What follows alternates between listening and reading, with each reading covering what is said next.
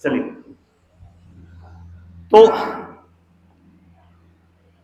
Set 11 का syllabus ये कल आपको दे दिया, दोबारा सुन के अटपटा लग रहा होगा तुम्हें, ठीक है, लेकिन फिर भी। और जो कल का सिलेबस है सेट 12 का, उसमें अर्थव्यवस्था के टॉपिक, पंचवर्षीय योजना, गरीबी के क्वेश्चन उसमें नहीं डाले, इसमें डल जाएंगे। भारतीय कृषि की विशेषताएं, विभिन्न क्रांतियां कृषि से संबंधित, और साइंस का टॉपिक है ग्रंथियां एवं हार्मोन, और भूगोल का टॉपिक है महासागरीय जलधाराएं। कल पढ़ के आना, ये सीट में कल कराऊंगा, ठीक है।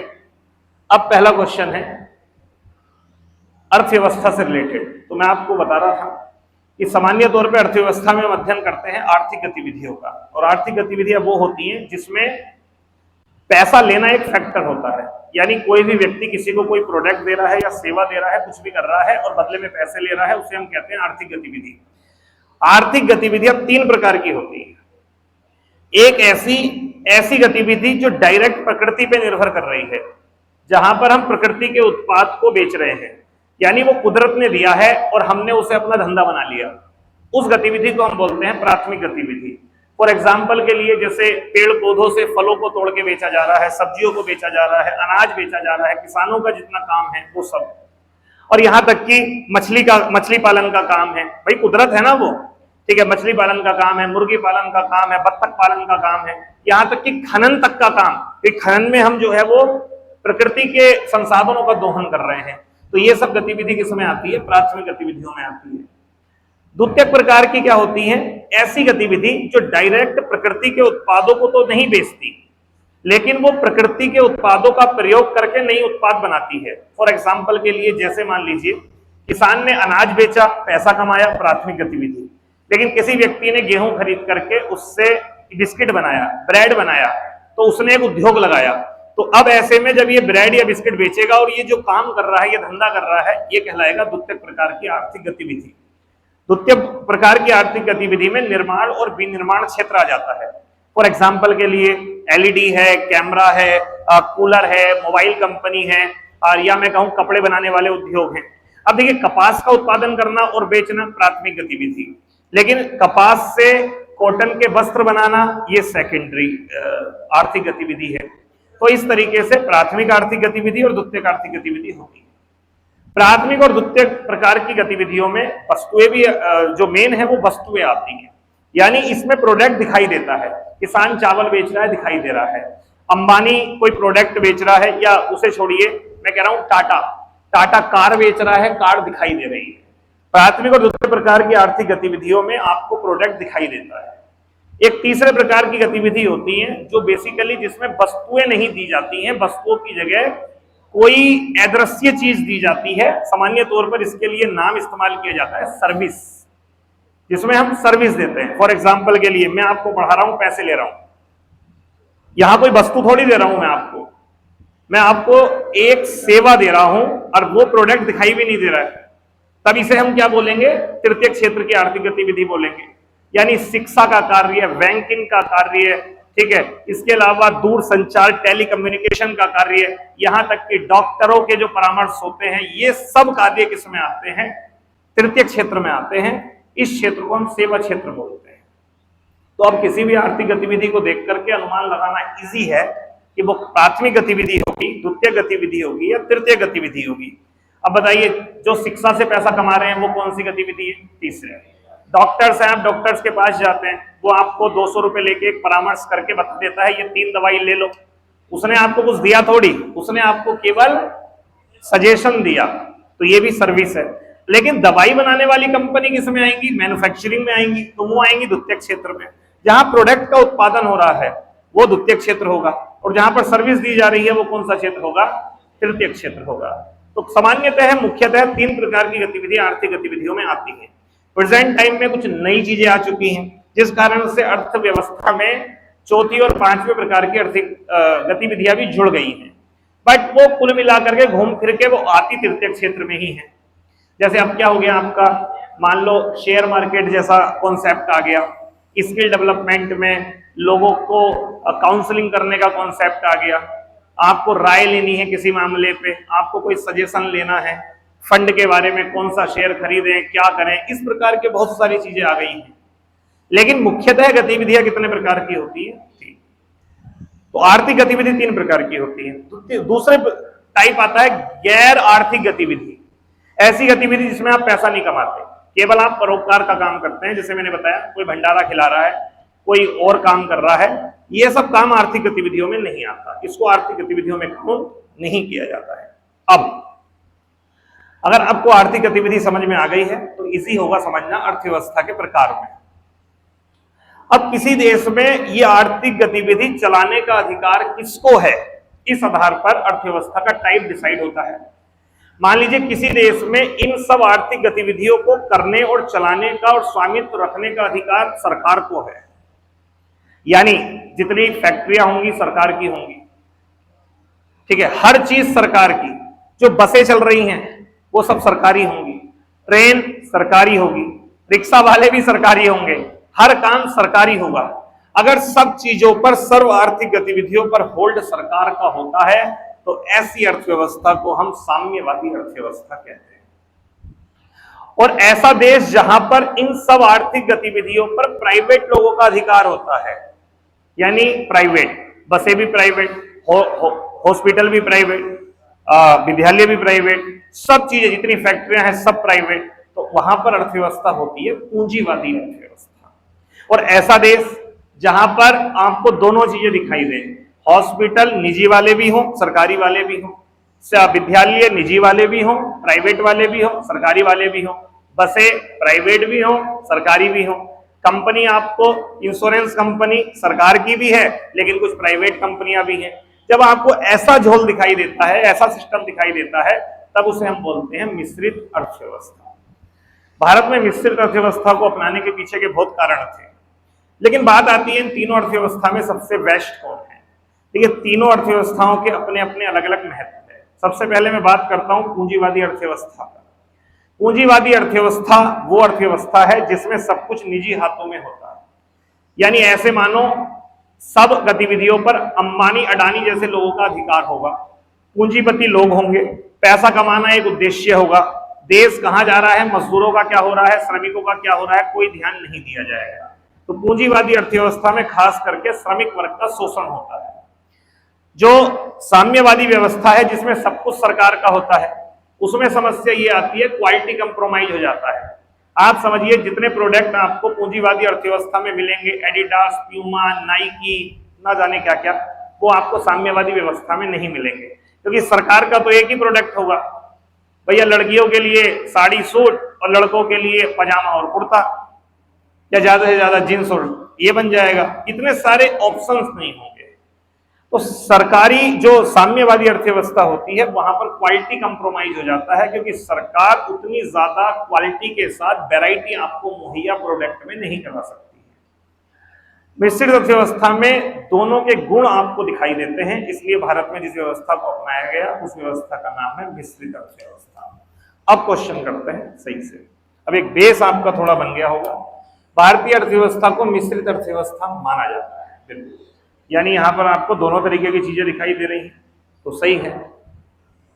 मिश्रित अर्थव्यवस्था में सार्वजनिक और निजी दोनों क्षेत्र कार्य करते हैं, बिल्कुल दोनों क्षेत्र कार्य करते हैं, यानी ये भी सही है। भारत की अर्थव्यवस्था समाजवादी अर्थव्यवस्था का एक उदाहरण है। यह समाजवादी का तात्पर्य जो है वो साम्यवादी से है, ठीक है। तो ये स्टेटमेंट कैसा हो गया, गलत हो गया। हालांकि साम्यवाद और समाजवाद में थोड़ा अंतर होता है, लेकिन यहां समाजवाद का मतलब साम्यवाद से ही है। तो इसका आंसर क्या होगा, पहला व दूसरा, ठीक है। नेक्स्ट अगला क्वेश्चन देखिए, निम्न में से कौन सा कथन भारतीय अर्थव्यवस्था के प्रकार के बारे में सही नहीं है। भारत की अर्थव्यवस्था पूंजीवादी है क्या, गलत है। देखो, पूंजीवादी अर्थव्यवस्था का आपसे ये पूछ सकता है कि इसका जनक किसको माना जाता है, यानी इस व्यवस्था की तरफदारी किसने करी थी। करने वाले व्यक्ति थे एडम स्मिथ। उन्होंने एक मॉडल दिया अपनी एक पुस्तक में जिसका नाम था the wealth of nation, the wealth of nation. और इस पुस्तक में इन्होंने एक बात कही, इन्होंने कहा कि जो बाजार है उसे हमेशा हमें छोड़ देना चाहिए दो अदृश्य शक्तियों के ऊपर। कि दो अदृश्य शक्तियां होती हैं बाजार की, एक होती है मांग और एक होती है आपूर्ति। बोले किसी भी देश को अगर अपना इकोनॉमिक डेवलपमेंट करना है तो बस उसे इन दो कॉन्सेप्ट को अपनाना चाहिए। सरकार को छोड़ देना चाहिए, मार्केट में जिस चीज की डिमांड आएगी अपने आप ही प्राइवेट लोग अपनी फैक्ट्री लगा लेंगे और उस चीज की सप्लाई करना देना जो है वो क्या कर देंगे, शुरू कर देंगे। अब आज ही कोई जो है नए प्रकार का कपड़ा या वस्त्र कोई धारण कर ले, पोशाक धारण कर ले अपने से कुछ बना करके, और वो उसे पहन करके निकल जाए। अब लोगों को लगे बड़ा अच्छा है, लोग दुकान पर जाके फोटो दिखा के बोले भैया ये है क्या, ये है क्या, ये है क्या, और धीरे धीरे वो फोटो लेकर के वो पहुंच जाएगा कंपनी वालों तक, जो निजी कंपनी वाले हैं उन तक, और वो क्या करेंगे, उसी टाइप का प्रोडक्ट मार्केट में बना करके उतार देंगे। तो ये क्या है, ये पूंजीवाद है। यहीं पर अगर साम्यवाद होगा तो सरकार अपने निर्णय थोड़ी बदलेगी, कोई सरकारी कंपनी होगी तो वो ये थोड़ी ना करेगी कि मार्केट में क्या डिमांड आ रही है। तो जब साम्यवाद होता है तो वहां सरकार अपनी योजनाओं के अनुसार काम करती है भाई। उन्हें नहीं मतलब है कि लोगों को कितनी बात करनी है, हमें मतलब है कि भैया हम बीएसएनएल का एक साल में एक ही टावर लगा पाएंगे, हमें फर्क नहीं पड़ रहा कि लोग जो है वो कितने बात करने के लिए बेताब है या कितनी दिक्कतें हैं, हमें तो एक ही लगाना है, हमारा बजट ही उतने का है। लेकिन वहीं पर अगर पूंजीवाद होगा और कहीं पर ज्यादा पब्लिक होगी और वहां पर ज्यादा लोग जो है वो दूर संचार क्षेत्र से जुड़ेंगे तो वहां पर कई कंपनियां जो है वो अपने कैंप लगा देंगी, टावर लगा देंगी कि भैया लो हमारा सिम लो, ये करो वो करो। तो हमेशा पूंजीवाद में दो अदृश्य शक्तियां काम करती हैं, एक डिमांड और एक सप्लाई। ठीक है, तो ऐसा एडम स्मिथ ने कहा था, और जिन देशों ने इसी सिस्टम को अपनाया वो देश बन गए पूंजीवादी। ठीक है, तो पहली वाली ये स्टेटमेंट तो गलत है और मुझे लगता है यही फिर आंसर होना चाहिए क्योंकि गलत पूछा हुआ है। फिर भी आगे बात करते हैं। भारत में सार्वजनिक और निजी क्षेत्र दोनों कार्यरत है, सही है। भारतीय की अर्थव्यवस्था योजना आधारित रही है, हाँ योजना तो होती है, 5 ईयर प्लान का कॉन्सेप्ट है वो होता है। भारत की अर्थव्यवस्था में कृषि, उद्योग और सेवा ये प्राइमरी सेक्टर है, ये सेकेंडरी है और ये टर्सरी सेक्टर है, क्षेत्रों पर आधारित है, ये भी सही है। तो इसका आंसर क्या होगा, आपका ये आंसर होगा। ठीक, नेक्स्ट, कथन भारत को मिश्रित अर्थव्यवस्था माना जाता है। कथन तो सही है क्योंकि भारत में केवल निजी क्षेत्र ही आर्थिक गतिविधि संचालित करता है। पहले तो केवल आ गया तो ही गलत हो गया, दूसरा केवल निजी नहीं है, निजी और दोनों है, निजी और सार्वजनिक। तो ऐसे में कारण गलत है और कथन सही है। ए सही है लेकिन आर गलत है, ए सही है और आर गलत है। ठीक, नेक्स्ट, भारत को मिश्रित अर्थव्यवस्था कहा जाता है, सही बात है, वही है सेम कथन। दूसरा है कारण क्योंकि भारत में सार्वजनिक एवं निजी क्षेत्र दोनों ही आर्थिक गतिविधियों में भाग लेते हैं। तो अब क्या होगा, कथन व कारण दोनों सही हैं और कारण कथन की व्याख्या भी करता है। भारतीय अर्थव्यवस्था प्राथमिक, द्वितीयक व तृतीयक क्षेत्रों में विभाजित है, सही है। कृषि, खनन और वानिकी। कृषि मतलब एग्रीकल्चर, खनन आप जानते ही हैं प्राकृतिक संसाधनों का दोहन करना, और एक होता है वानिकी यानी जो वन के उत्पाद हैं, ठीक है वो। तो वानिकी जैसी गतिविधियां प्राथमिक क्षेत्र में आती हैं, सही है कि गलत, सही है। अगला है भारत में सेवा क्षेत्र जीडीपी में सबसे बड़ा योगदान देता है। इसका मतलब मैं आपको 1 मिनट समझा देता हूं, ठीक है सही, तीनों सही है, ये भी सही है, ये भी सही है। आंसर होगा 1 2 3, ये सभी सही है। एक यहां शब्द लिखा हुआ है जीडीपी। जीडीपी क्या होता है, देखिए हमारे देश में जितने भी लोग हैं वो कोई ना कोई गतिविधि करते हैं। शायद हमारे घर के लोग ज्यादातर कृषि करते होंगे, तो कृषि जैसी गतिविधि भी करते हैं। कुछ लोग द्वितीय क्षेत्र से जुड़े हुए होंगे, कुछ लोग तृतीय क्षेत्र से जुड़े हुए होंगे। एक साल में वो जितना पैसा जनरेट कर पाते हैं, वो जितना उत्पादन कर पाते हैं, उस सबके योग को बोलते हैं जीडीपी यानी राष्ट्रीय आय। राष्ट्रीय आय का मतलब बिल्कुल भी सरकारी आय से नहीं है। आप सोचे सरकार की जो आय होती है वो राष्ट्रीय आय होती है, नहीं। हमारे देश के लिए लोग एक वर्ष में जितना मनी जनरेट करते हैं यानी जितना उत्पाद प्रोडक्शन करते हैं उसे हम बोलते हैं जीडीपी। उसमें सब किसान आ गए, उसमें सब उद्योगपति आ गए, और उसमें जो सर्विस प्रदाता लोग हैं जैसे हम, बैंकिंग वाले, वो सब, उन सब के द्वारा जितना प्रोडक्शन एक साल में किया जाता है उसके मौद्रिक मूल्य का योग जीडीपी कहलाता है। अब यहां पर बात करें कि जीडीपी में सबसे ज्यादा अपना योगदान कौन दे रहा है, तो ध्यान रखना भारत में अगर बात करें सेवा क्षेत्र की, ठीक है, जीडीपी में योगदान, तो सेवा क्षेत्र का जो योगदान है वो ऐसे मानो कि लमसम 55% के आसपास है। वहीं पर अगर उद्योग क्षेत्र की बात करें यानी द्वितीयक क्षेत्र की बात करें तो ये लगभग 29 से 30% है, और उसके अलावा कृषि क्षेत्र की बात करें तो ये लमसम 15% है। ये एक वो डाटा है जो अप्रोक्सीमेट में मैंने आपको दे दिया। ये डाटा हर साल बदलता है, कभी ये 55 में 54 या 56 पहुंच सकता है, कभी ये 30 में 28 या 29 पहुंच सकता है, और कभी ये 15 में 14, 16 या 17 पहुंच सकता है, लेकिन रहेगा इसी के आसपास। तो खास करके आप देखना, जब भी कभी देखने जाओ, कभी पढ़ के जाओ, तो इस चीज को देख करके जाना इकोनॉमी सर्वे में कि भारत की जीडीपी में सबसे ज्यादा योगदान किसका है, सेवा क्षेत्र का है, दूसरे नंबर पर उद्योग का है, और तीसरे नंबर पर एग्रीकल्चर का है। यहाँ सबसे ज्यादा भारत की बदनसीबी या मैं कहूं कि भारत के लिए दुर्भाग्य वाली बात यह है कि कृषि का योगदान जीडीपी में 15% है, लेकिन लगभग भारत के 46% लोग किसमें लगे हुए हैं, कृषि में लगे हैं। बस यहाँ एक थोड़ी सी बात ये लगती है कि भैया 46% लोग कृषि में लगे हैं, उसके बावजूद भी आप प्रोडक्शन देखिए क्या है कि जीडीपी में योगदान मात्र 15% है, और यहाँ की बात हम करें तो लगभग 55% लोग इन दोनों क्षेत्रों में लगे हुए हैं, लेकिन जीडीपी में योगदान के मामले में दोनों को आप जोड़ेंगे तो लगभग 85% आएगा। इसका मतलब यह है कि अपेक्षा से ज्यादा लोग कृषि में लगे हुए हैं, और इसे ही हम बोलते हैं प्रच्छन्न बेरोजगारी यानी छिपी हुई बेरोजगारी। आवश्यकता से ज्यादा लोग कृषि में लगे हुए हैं, जिसके कारण से उतना उत्पादन नहीं हो पाता जितना व्यक्तियों के हिसाब से होना चाहिए। ठीक है, तो ये तीनों स्टेटमेंट सही है, आंसर होगा डी, यानी 1, 2 और 3 सभी सही हैं। अगला क्वेश्चन है निर्माण, मैन्युफैक्चरिंग गतिविधियां द्वितीयक क्षेत्र में आती हैं। बिल्कुल, मैन्युफैक्चरिंग जितनी भी है, चाहे मोबाइल बन रहा है, चाहे एलईडी है, कुछ भी है, ठीक है, वो सब द्वितीयक क्षेत्र में आता है। बैंकिंग, बीमा, शिक्षा, सेवा क्षेत्र यानी टर्शरी के अंतर्गत आते हैं, सही बात है। अच्छा, होटल किस में आना चाहिए, जिसमें रूम मिलता है, सेवा क्षेत्र में आना चाहिए।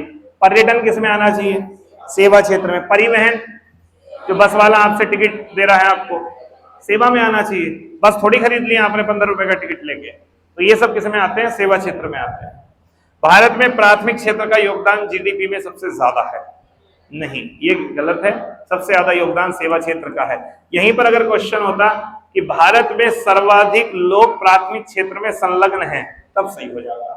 86% लोग रोजगार प्राप्त करते हैं कृषि से, लेकिन जीडीपी में योगदान सबसे ज्यादा नहीं है, लगभग 15 से 16% योगदान रहता है, ध्यान रखिएगा।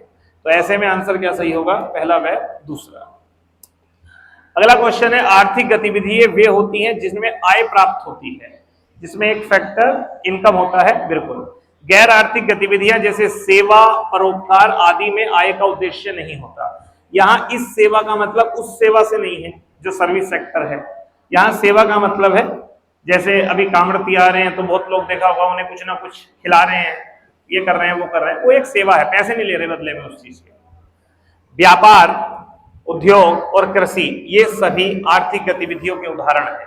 हाँ सही है, तो यहाँ पर ये भी सही है, ये भी सही है और ये भी सही है। आंसर क्या होगा, 1, 2 और 3, 1, 2, 3 तीनों सही है।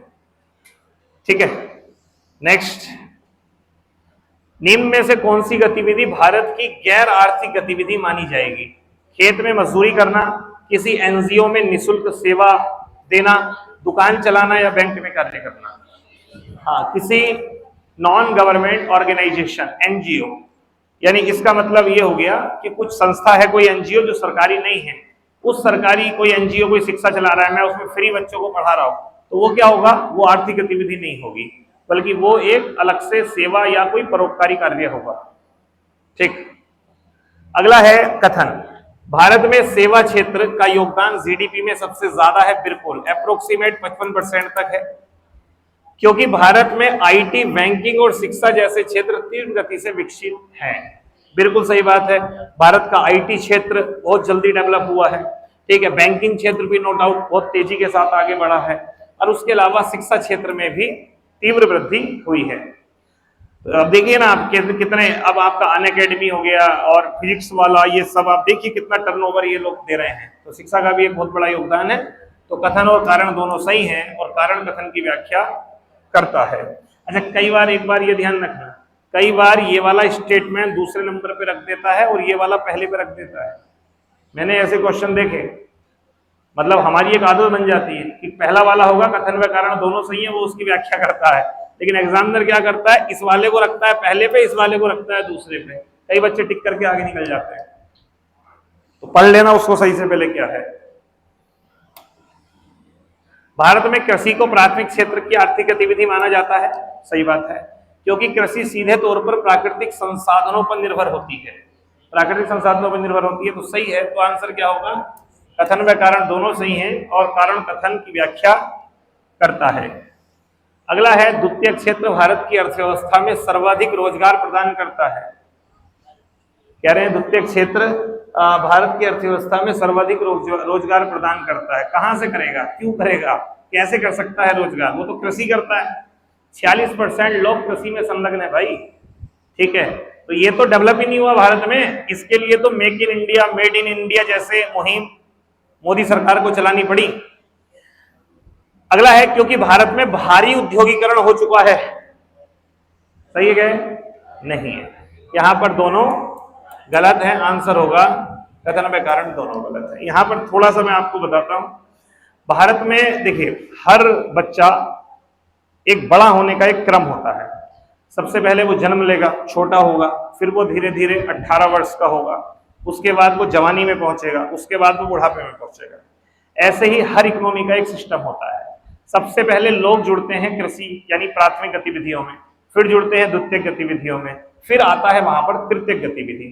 अगर मैं आपको एक देश का मॉडल समझाऊं कि कैसे एक देश बड़ा होता है, तो जब देश की शुरुआती स्थिति होती है, उस देश में आप देखो अगर एक ओवरव्यू से, तो आपको वहां खेत दिखाई देंगे, खलिहान दिखाई देंगे, छपरी दिखाई देगी।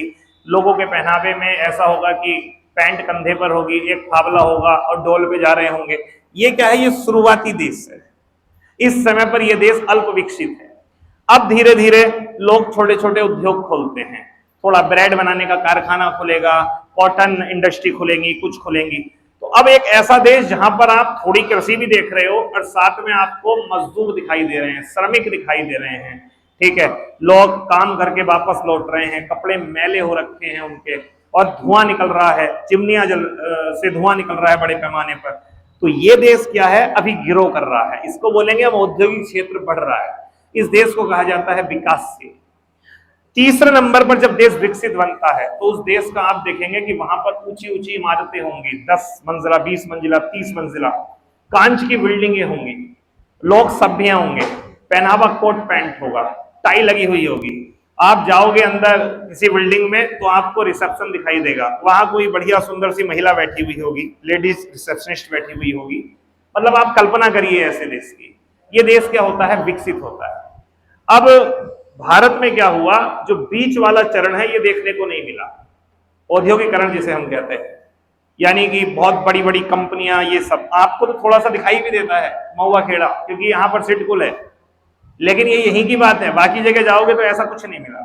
भारत में औद्योगिकरण क्यों नहीं हो पाया, उद्योग विकसित क्यों नहीं हो पाया, इसका सबसे बड़ा कारण था गुलामी।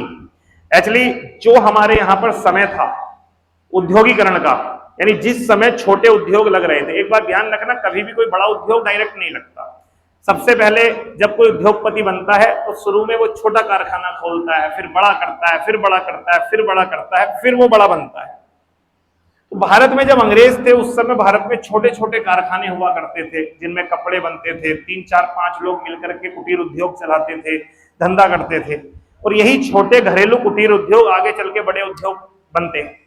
लेकिन जब ब्रिटेन में औद्योगिकरण हो गया तो ब्रिटेन के लोगों ने ये चाहा कि हम अपना तैयार माल इंडिया में बेचें, यहां से हम कच्चा माल खरीदें। तो उन्होंने क्या करा, ऐसी पॉलिसी अपनाई, ऐसी पॉलिसी को लागू किया कि हमारे यहाँ के कुटीर उद्योग बंद हो जाएं, हमारे यहाँ की मांग की सप्लाई खत्म हो जाए, और ये जितने लोग हैं ये सब बंद करके कृषि करें, और कृषि में कपास उगाएं, नकदी फसल उगाएं, उसे हम खरीदेंगे, वहां पर हम उनको बनाएंगे, बढ़िया कपड़े बनाएंगे वेस्टर्न कल्चर पे, और उन्हें लाके दोबारा हम इंडिया में बेचेंगे। तो चूंकि अंग्रेज ऐसा चाहते थे कि भारत में उद्योग बचे ही ना, क्योंकि भारत में उद्योग होते तो उन्हें हमसे कंपटीशन करना पड़ता। तो ये अंग्रेजों की नीति का कारण रहा कि जो कुटीर उद्योग उस समय पनप रहे थे वो नहीं पनप पाए, वो दब गए, और जिस कारण भारत जो है वो औद्योगिकरण से जो है वो आपका छूट गया, औद्योगिकरण नहीं हुआ। लेकिन भारत सरकार अब इस पे काम कर रही है। भारत सरकार make in India, made in India जैसे मुहिम चला रही है, जिसके तहत नए एंटरप्रेन्योर जैसे मतलब लोगों को प्रमोट किया जा रहा है, भैया अपना काम करिए, धंधा खोलिए। अब देखिए अब नया एक शो आया है शार्क टैंक, क्या है वो मोटिवेट कर रहा है लोगों को, भैया अपने काम धंधे खोलिए।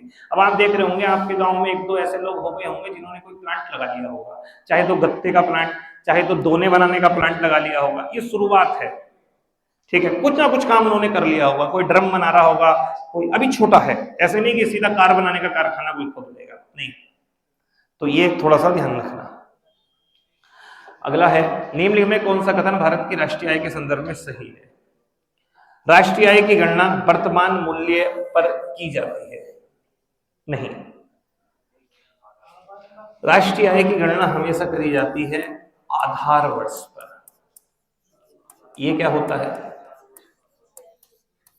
आधार वर्ष मतलब अगर हम हर साल की कीमतों पर राष्ट्रीय आय की गणना करेंगे तो भारत में तो कीमतें इतनी ज्यादा बढ़ती हैं कि ऐसे लगेगा कि हमारी राष्ट्रीय आय बढ़ रही है, लेकिन वो राष्ट्रीय आय नहीं बढ़ रही है। ब्रेड का प्राइस ही 20 रुपए से 30 रुपए हो गया, तो आपको लग रहा है कि इस बार देश में ब्रेड ज्यादा बनी है, वो ज्यादा नहीं बनी है, कीमत बढ़ गई है, इसलिए वो वैल्यू ज्यादा दिखाई दे रही है। तो इसलिए हमेशा राष्ट्रीय आय की गणना जो होती है वो किस पर होती है? आधार वर्ष पर।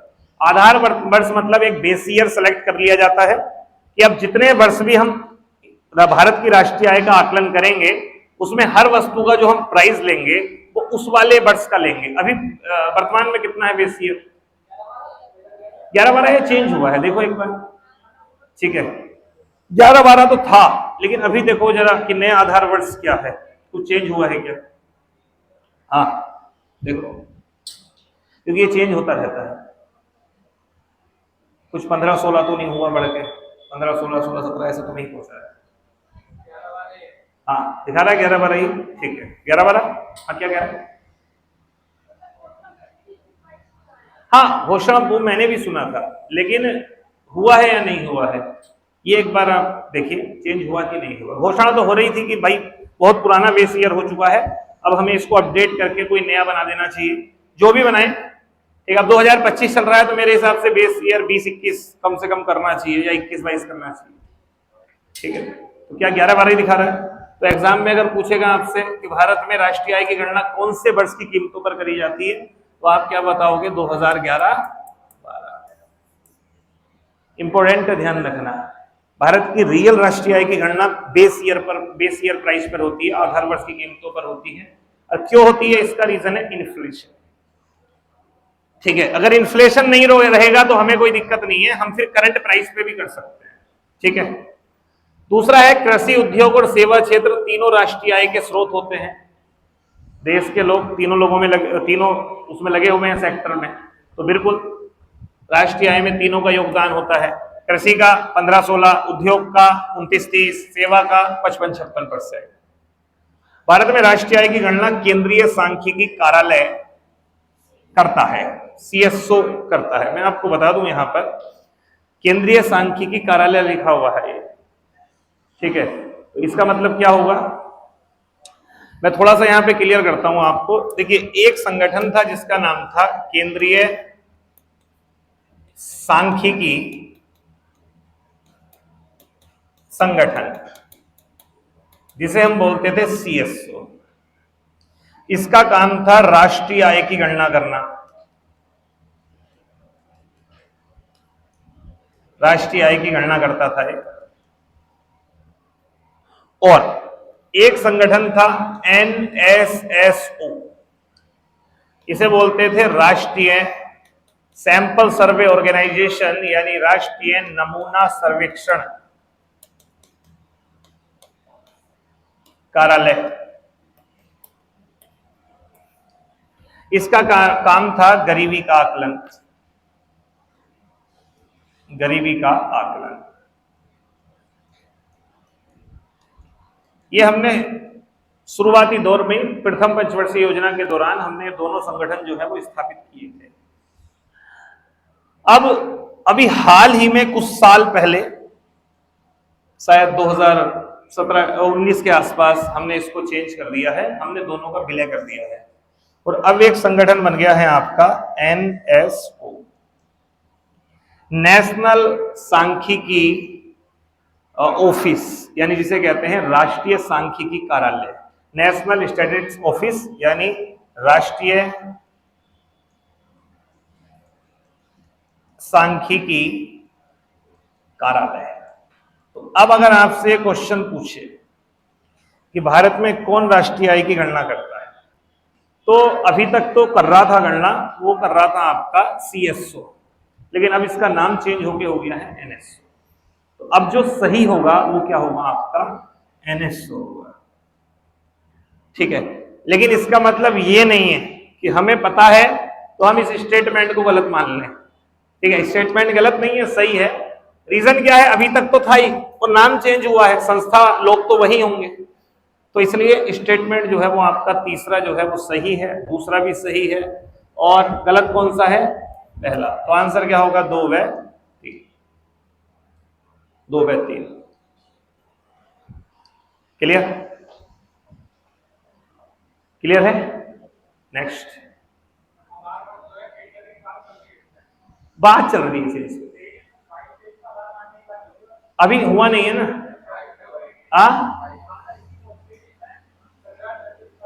अच्छा, 26 वाली हो सकता है कि इसे स्टार्ट कर दें, तो ध्यान रखना चेंज होगा तो आपसे एग्जाम में पूछेगा। अगर चेंज हुआ 22-23 करते हैं आधार वर्ष, तो उसको थोड़ा ध्यान रखना, ठीक है। जब भी चेंज होगा तो पेपर के बाद ही चेंज होगा। अगला क्वेश्चन देखिए, ये क्वेश्चन समझाने के लिए भाई साहब जान लगानी पड़ जाएगी। नीर में से कौन सा कथन सही है, ठीक है। और क्वेश्चन है, सकल घरेलू उत्पाद केवल वस्तुओं का मूल्य होता है, सेवाओं का नहीं। देखो आप ये ध्यान रखना, 2 चीजें होती हैं, एक होती है GDP, एक होती है GNP। इसे बोलते हैं सकल घरेलू उत्पाद,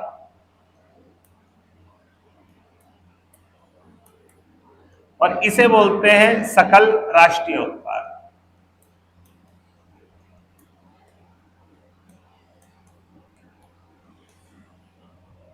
ठीक है, दोनों राष्ट्रीय आय हैं, दोनों से ही आपकी, दोनों को ही हम राष्ट्रीय आय कह सकते हैं, लेकिन दोनों में अंतर क्या है वो आप समझिए।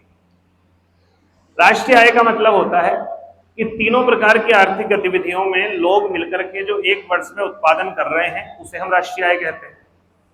सकल घरेलू उत्पाद का मतलब होता है भारतीय सीमा में, भारतीय सीमा में, यानी हमारे देश की सीमा के अंदर चाहे तो भारतीय हो चाहे कोई विदेशी हो, वो जो भी उत्पादन कर रहा है, वो कुछ भी उत्पादन कर रहा है, वो उत्पादन किस में ऐड होगा, GDP में ऐड होगा। ये होती है GDP। फॉर एग्जाम्पल के लिए, जैसे मान लीजिए हमारा ये देश है और हमारे देश में केवल इंडियंस थोड़ी हैं, इंडियंस ज्यादा हैं, लेकिन इंडियंस के अलावा कुछ कंपनियां बाहर की भी तो काम कर रही हैं। यहां पर मान लो बाहर की कंपनियां हैं, वो यहां पर विदेशी कंपनियां हैं, ठीक है, तो वो भी यहां पर अपना बिजनेस कर रही हैं।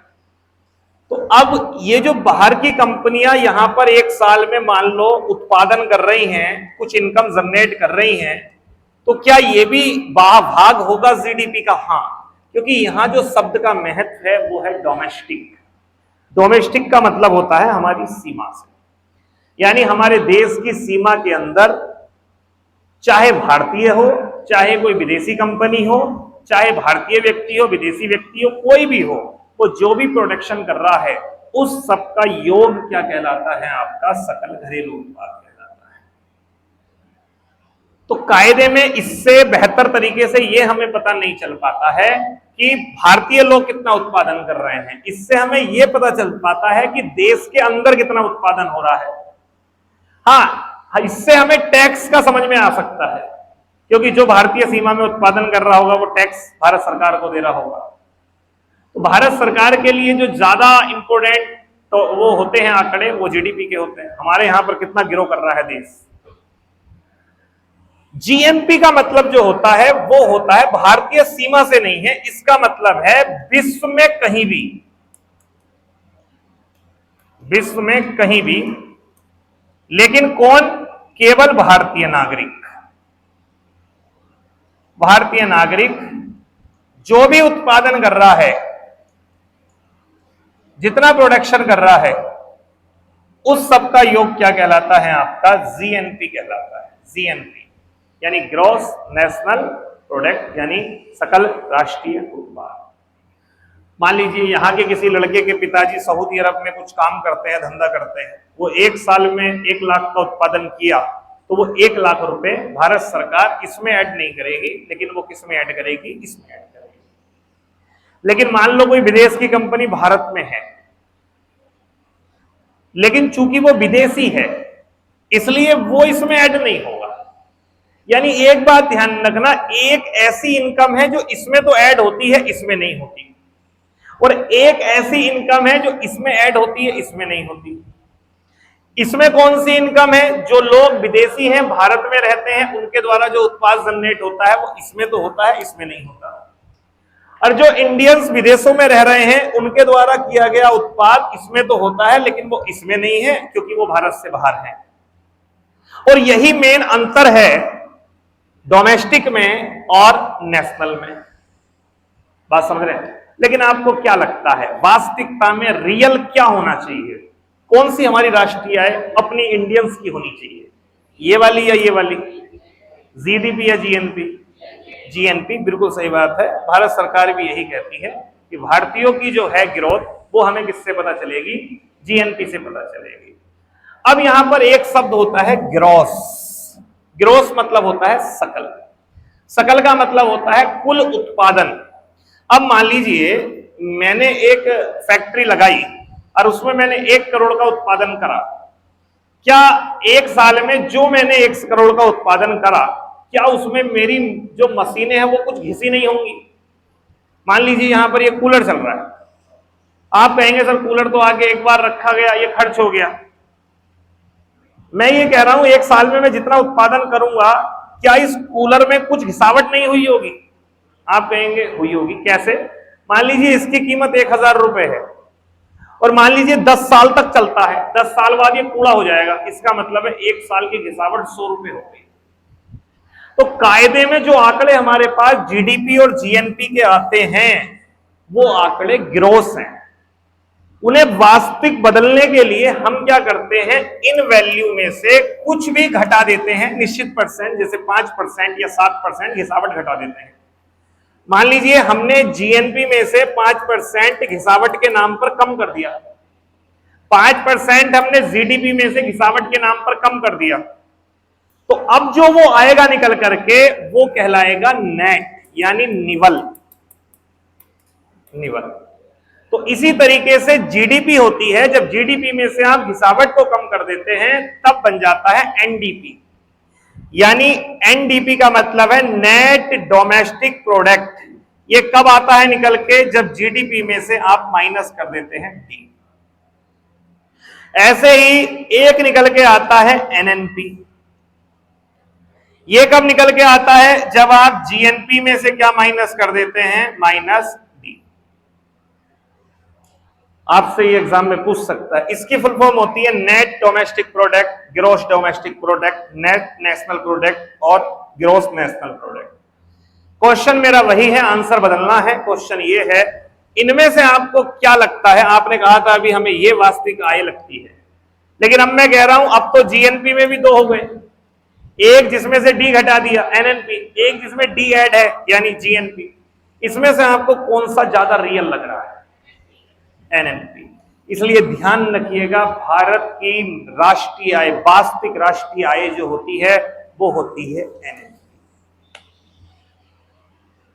ठीक है, तो अगर आपसे कोई कहे भारत की वास्तविक राष्ट्रीय आय क्या होती है, 4 ऑप्शन आ जाए, जीडीपी, एनडीपी, जीएनपी, एनएनपी, तो आपका आंसर क्या होगा, एनएनपी होगा, एनएनपी। अच्छा, कौन से मूल्य पे गणना होती है, बेस ईयर पर, आधार वर्ष की कीमतों पर। ठीक है, चलिए बात करते हैं। जीडीपी केवल वस्तुओं का मूल्य होता है, सेवाओं का नहीं। केवल आ गया, गलत कर दो। क्या सेवा नहीं होंगी क्या? मैं जो उत्पाद कर रहा हूं, मैं शिक्षा दे रहा हूं, क्या मेरी इनकम ऐड नहीं होगी क्या नेशनल इनकम में? होगी। अब वो तो आपने देख ही लिया, तीनों का योगदान होता है, तो ये स्टेटमेंट गलत है। अगला है राष्ट्रीय आय का मतलब, यहां समझते हो क्या है? जब भी राष्ट्रीय आय लिखा हुआ हो तो इसका मतलब आप समझ जाना, इसका मतलब हो गया आपका जीएनपी। जीएनपी में भी जो वास्तविक राष्ट्रीय आय है वो है एनएनपी। ठीक है, तो ये कह रहे हैं राष्ट्रीय आय कैसे निकलती है, तो पहले एक फॉर्मूला है यार, इस फॉर्मूले को आप याद ही कर लो। ये क्वेश्चन ऐसे ही आपके एग्जाम में आ जाता है, इसे मैं समझाऊंगा तो बड़ा सा समय लगेगा। देखो मैं इसे आपको ऐसे समझा देता हूं कि जो नेशनल इनकम की गणना होती है वो बेस ईयर के प्राइस पे होती है, लेकिन प्राइस भी 2 प्रकार के होते हैं। एक होता है बाजार कीमत, एक होता है फैक्टर कॉस्ट। कोई सामान कितने में तैयार हुआ, ये होती है फैक्टर कॉस्ट। वो बाजार में कितने में बिक रहा है, ये होता है बाजार कीमत। अब एक ब्रेड का उत्पादन मैंने किया, मेरा इसमें उत्पादन लागत आई है 20 रुपए, बाजार में बिक रहा है 40 रुपए का। आप बताइए मेरे द्वारा जो उत्पादन किया गया है उसकी कॉस्ट 20 रुपए जुड़नी चाहिए या 40 रुपए जुड़नी चाहिए? 20 या 40? 40 या 20? 20, क्योंकि उत्पादन तो 20 का हुआ है। बट भैया ये 40 की कैसे हो गई? मैं कहूंगा 20% सरकार ने टैक्स ले लिया। तो अगर आप टैक्स की मात्रा को भी काउंट कर दोगे प्रोडक्ट के उसमें, तो अपने आप ही राष्ट्रीय आय बढ़ जाएगी फिर तो इसलिए हमारे देश में हमेशा जो राष्ट्रीय आय का आकलन होता है उसमें हमेशा ये देखा जाता है कि जितने प्रकार के टैक्स लगे हुए होते हैं वस्तुओं की कीमत में, उन सबको घटा दिया जाता है। अब मान लीजिए यूरिया का उत्पादन मैंने किया, यूरिया का कट्टा उत्पादन करने में आया लागत 1000 रुपए। भारत सरकार ने कही कि भैया एक काम करो, आप इसे मार्केट में 500 का बेचो, 500 रुपए हम तुम्हें दे देंगे। रीजन किसान गरीब है, अब बाजार में बिक रहा है 500 रुपए का, लेकिन उत्पादन की जो कॉस्ट है वो 1000 है। अब बताओ राष्ट्रीय आय में 1000 ऐड होना चाहिए या 500 ऐड होना चाहिए? 1000। इसका मतलब जो ऐसी वस्तुएं हैं जो सब्सिडी के कारण से कम हो गई हैं वो रेट काउंट नहीं होना चाहिए। तो हमें रियल रेट करने के लिए क्या करना पड़ेगा? सब्सिडी को ऐड करना पड़ेगा। तो भारत की वास्तविक राष्ट्रीय आय निकालने के लिए वस्तुओं की कीमत में से इनडायरेक्ट टैक्स को घटा दिया जाता है और सब्सिडी को जोड़ दिया जाता है। यहां तक की बात क्लियर हो गई। अब आते हैं, यह है जीडीपी। अगर आपको जीडीपी से वास्तविक राष्ट्रीय आय निकालनी है तो हमें एक काम करना पड़ेगा, वो ये कि भैया जीडीपी में वो इनकम ऐड नहीं होती है जो भारत के लोग विदेशों में इनकम जनरेट कर रहे हैं, हमें उस इनकम को भी ऐड करना पड़ेगा। इसलिए एक चीज और ऐड होती है जिसे बोलते हैं विदेशों से प्राप्त निवल आय। कुछ मत करो, ये इकोनॉमिक्स का गहरा फंडा है। ये मान लो कि ये इकोनॉमिक्स का सबसे गहरा कॉन्सेप्ट है। ये क्वेश्चन में हटा देता अगर पेपर देखता तो पहले, क्योंकि ये सिर खाएगा आपका, लेकिन मेरे कहने से कुछ ना करो, इसे रट लो। बाकी तो मैं इकोनॉमिक्स का भी पढ़ाऊंगा तो समझा दूंगा इसे और डिटेल में, हालांकि थोड़ा बहुत में भी मुझे लगता है समझ में आ भी गया होगा। जीडीपी में अप्रत्यक्ष करों को घटा दीजिए, सब्सिडी को जोड़ दीजिए और विदेशों से प्राप्त होने वाली नेट इनकम को जोड़ दीजिए। जो प्राप्त होगा वो होगा आपको भारत की राष्ट्रीय आय, भारत की असली नेशनल इनकम प्राप्त होगी। ठीक है, तो ये स्टेटमेंट आपका सही है। यहां आंसर क्या होगा? केवल 2। ठीक है, 15 मिनट लेके आए क्वेश्चन।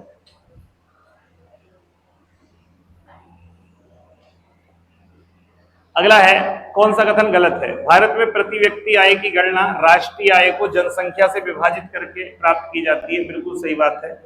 जो आपने पर कैपिटा इनकम सुनते हो ना, प्रति व्यक्ति आय, उसे निकालने का तरीका होता है जनसंख्या, देश की जनसंख्या बटे, सॉरी, उसको निकालने का तरीका होता है राष्ट्रीय आय जो है हमारे देश की और बटे आपके देश की जनसंख्या। हम कहते नहीं भैया हमारे देश की राष्ट्रीय आय मान लो 2,80,000 है, 2,64,000 है, जितनी भी है, तो इसका मतलब है जो हमारे देश की राष्ट्रीय आय है उसको हमने भाग कर दिया जनसंख्या से। जब आप जनसंख्या से राष्ट्रीय आय को भाग करते हैं तो निकल के आती है per capita income. Per capita income देश के स्तर पे भी निकाली जा सकती है, राज्यों के स्तर पे भी निकाली जा सकती है। हमारे देश से सबसे ज्यादा नेशनल इनकम किस राज्य की है, कोई बताए? राष्ट्र प्रति व्यक्ति आय पर कैपिटा इनकम किस राज्य की सबसे ज्यादा है? हाँ, सिक्किम आ गया है। अब पहले कौन था? गोवा। ये ध्यान रखिएगा, पहले गोवा था, लेकिन अब सबसे ज्यादा जो आ गई है पर कैपिटा इनकम वो सिक्किम की है। सबसे पीछे कौन होगा? तो वो आपको बिहार झारखंड जैसे राज्य दिखाई देंगे। तो यहाँ पर ये ध्यान रखिएगा, प्रति व्यक्ति आय के राष्ट्रीय आय को जनसंख्या से विभाजित करने पर की जाती है। स्टेटमेंट सही है।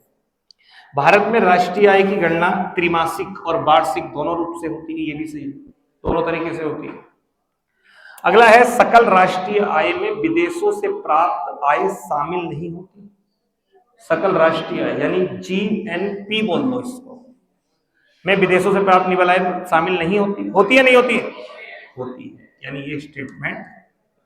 अगला है भारत की राष्ट्रीय आय का सबसे बड़ा योगदान सेवा क्षेत्र का है। सही है, इसलिए आंसर क्या होगा? सी। अगर आप मेरे पढ़ाने से इस भी स्टेटमेंट को समझ गए तो मैं कहता हूं पढ़ाना कामयाब हो गया, क्योंकि इकोनॉमिक्स में इतने गहरे उस पर नहीं जाएगा, इससे काम हो जाएगा। आपको ये पता चल जाए जीएनपी और जीडीपी में क्या अंतर है।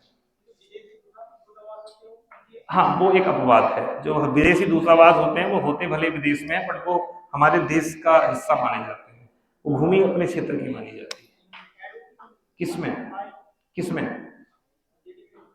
जीडीपी में तो ऐड होगी ना वो, क्योंकि वो भले ही विदेश में है, लेकिन वो ध्यान रखना वो ये माना जाता है कि वो अपने क्षेत्र में है।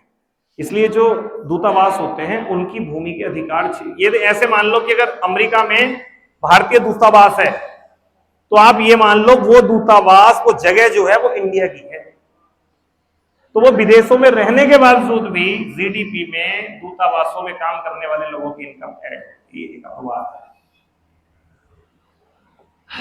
भारत में राष्ट्रीय आय की गणना के लिए निम्नलिखित में से कौन सी विधि अपनाई जाती है? उत्पादन विधि, व्यय विधि, आय विधि। इन तीनों को याद कर लो, समझाऊंगा तो बहुत लंबा हो जाएगा। तीनों को याद कर लो, तीन विधियां, ठीक है? उत्पादन विधि, व्यय विधि, आय विधि, तीन विधि होती है, ठीक है? नेक्स्ट विचार करिए, भारत में राष्ट्रीय आय की गणना सकल घरेलू उत्पाद पर आधारित होती है। क्या भारत में राष्ट्रीय आय की गणना जीडीपी पर आधारित होती है? ठीक है, हाँ सही है, जीडीपी से तो निकाल देते हैं हम, जीडीपी से अप्रत्यक्ष कर को घटा देंगे, सब्सिडी को जोड़ देंगे, उस तरीके से निकाल लेंगे।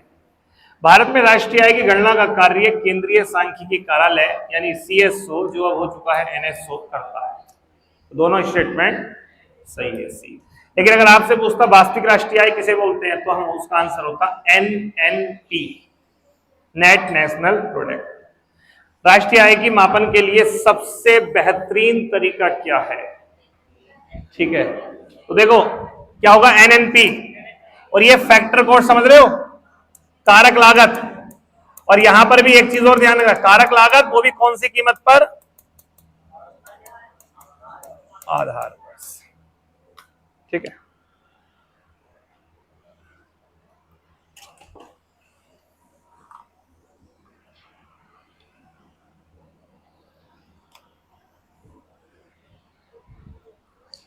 हेलो हेलो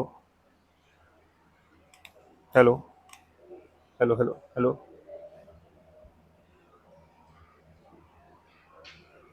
हेलो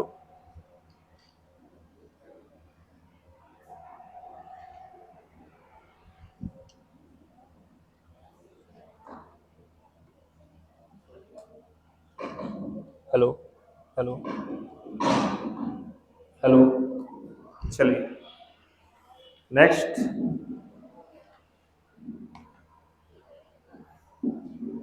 अगला क्वेश्चन देखिए क्या है।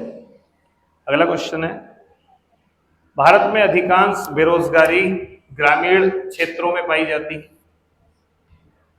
अधिकांश एक्चुअली भारत में आपको बड़े पैमाने पर बेरोजगारी देखने के लिए मिलेगी प्रच्छन्न बेरोजगारी। प्रच्छन्न बेरोजगारी कृषि में होती है। सबसे ज्यादा कहाँ मिलेगी बेरोजगारी आपको? वो लगे हुए दिखाई देंगे काम पर, लेकिन है वो प्रच्छन्न बेरोजगार।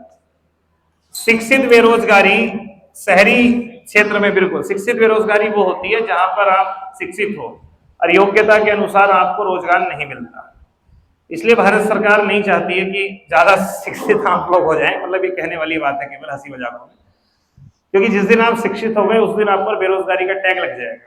रीजन, क्योंकि अगर आप शिक्षित नहीं हो तो आप ठेला चलाने के लिए भी तैयार हो जाओगे, आप पकोड़े बेचने के लिए भी तैयार हो जाओगे, आप रास्ते में रेहड़ी लगाने के लिए भी तैयार हो जाओगे। लेकिन जैसे ही आप पढ़ लोगे, जैसे ही आपको डिग्री बीए या बीएससी या कुछ मिल जाएगा, तब आप इनमें से कोई काम नहीं करोगे। रीजन, लोग कहेंगे पढ़ लिख के ये काम कर रहा है, भाई ना पढ़े लिखा तो ये बोल देगा मैं पढ़ाई नहीं भाई पे क्या काम करूंगा, यही करूंगा। तो एक ये भी बड़ी समस्या है। खैर शहरी क्षेत्रों में आपको कौन सी दिखाई देती है? शिक्षित बेरोजगारी। भारत में प्रच्छन्न बेरोजगारी एक प्रमुख समस्या है। सही है, तो आंसर क्या होगा? 1 2 3। 1 2 3। निम्न में से कौन सा कथन सही है? प्रच्छन्न बेरोजगारी में व्यक्ति पूरी तरह से बेरोजगार नहीं होते, लेकिन उनकी उत्पादकता शून्य के बराबर होती है। यानी खेत में लगे हुए तो दिखाई दे रहे हैं, लेकिन योगदान प्रोडक्शन में उनका लगभग 0 है। भारत में सीजनल यानी ऋतु आधारित बेरोजगारी मुख्यतः शहरी क्षेत्रों में होती है। नहीं, ऋतु आधारित जो आपको दिखाई देगी वो कहां दिखाई देगी? ग्रामीण क्षेत्र में, क्योंकि ग्रामीण क्षेत्र के जो रोजगार होते हैं वो ऋतुओं के अनुसार आते हैं। कटाई आएगी तो काम मिलेगा, ठीक है, लगाई आएगी तो काम मिलेगा। ऐसे ही शहद का सीजन आएगा तो शहद बेचेंगे। ऐसे ही जो आता रहता है ऋतुओं में काम धंधा उसी के अनुसार करते हैं। इसलिए मौसमी बेरोजगारी, इसे सीजनल बेरोजगारी या मौसमी बेरोजगारी कहते हैं, वो आपको ज्यादातर किस क्षेत्र में देखने के लिए मिलेगी? ग्रामीण क्षेत्र में। तो यहां आंसर क्या होगा? केवल एक सही है। ठीक, नेक्स्ट। भारत में बेरोजगारी भारत में सबसे अधिक देखी जाती है, कौन सी है? प्रच्छन्न बेरोजगारी। चक्रीय बेरोजगारी आपको ज्यादातर मिलती है विकसित देशों में। एक क्वेश्चन आपसे पूछता है विकसित देशों में सबसे ज्यादा बेरोजगारी कौन सी होती है? चक्रीय बेरोजगारी। ये क्या होती है? इकोनॉमिक, देखो अर्थव्यवस्था का एक साइकिल होता है। अर्थव्यवस्था हमेशा कैसे आगे बढ़ती है आपको पता है? ऐसे आगे बढ़ती है, ऐसे, जैसे कि शेयर मार्केट का ग्राफ होता है। ऐसे नहीं है कि हमेशा अर्थव्यवस्था ऐसे बढ़ेगी, नहीं, उतार चढ़ाव आता है। जिस समय देश ग्रो करता है उस समय कंपनियां ग्रो करती हैं, रोजगार के ऑप्शन खुलते हैं। लेकिन जब किसी देश में मंदी की स्थिति आती है, वो चाहे कोरोना के कारण से हो या किसी और कारण से हो, तब ऐसे में कंपनियां बंद होती हैं, डिमांड कम हो जाती है, लोगों को निकाला जाता है उनके काम धंधों से।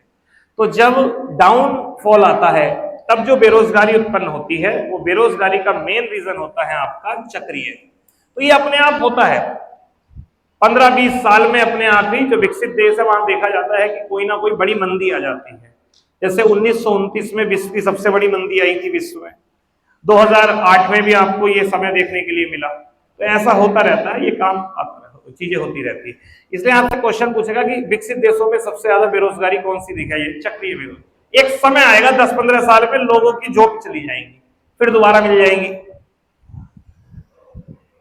घर्षणात्मक बेरोजगारी होती है, देखो फ्रिक्शनल। अब कई सारे ऑप्शन है, मैं यहां काम कर रहा हूं, 18,000 सैलरी मिल रही, दूसरे वाले का ऑफर 20,000 का है, मुझे लग रहा है 22 मिल जाएंगे।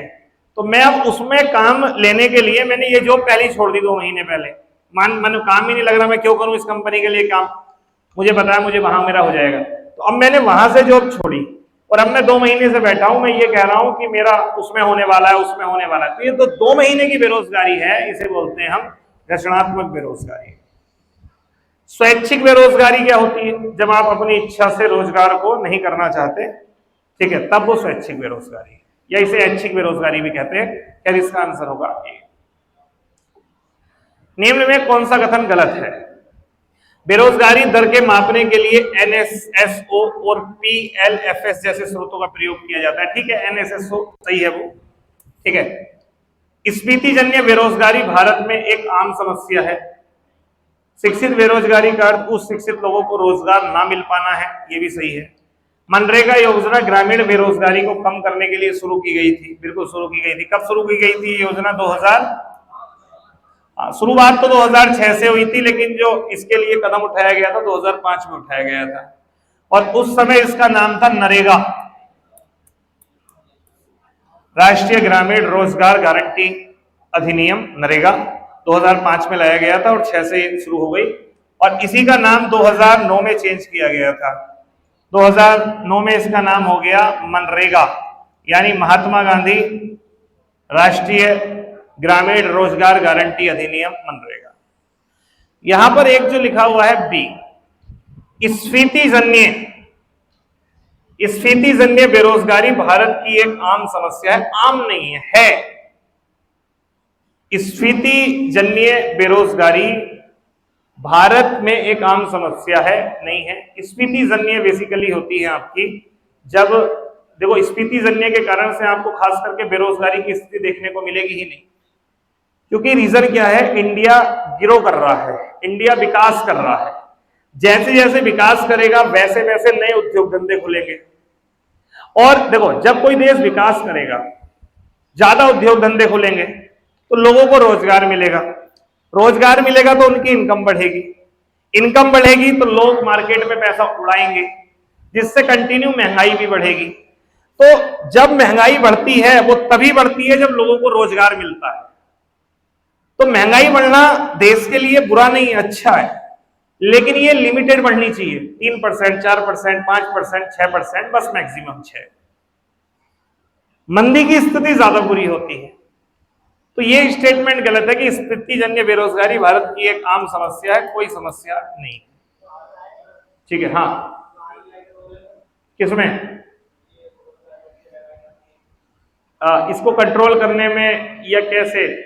इनडायरेक्टली योगदान है आरबीआई का।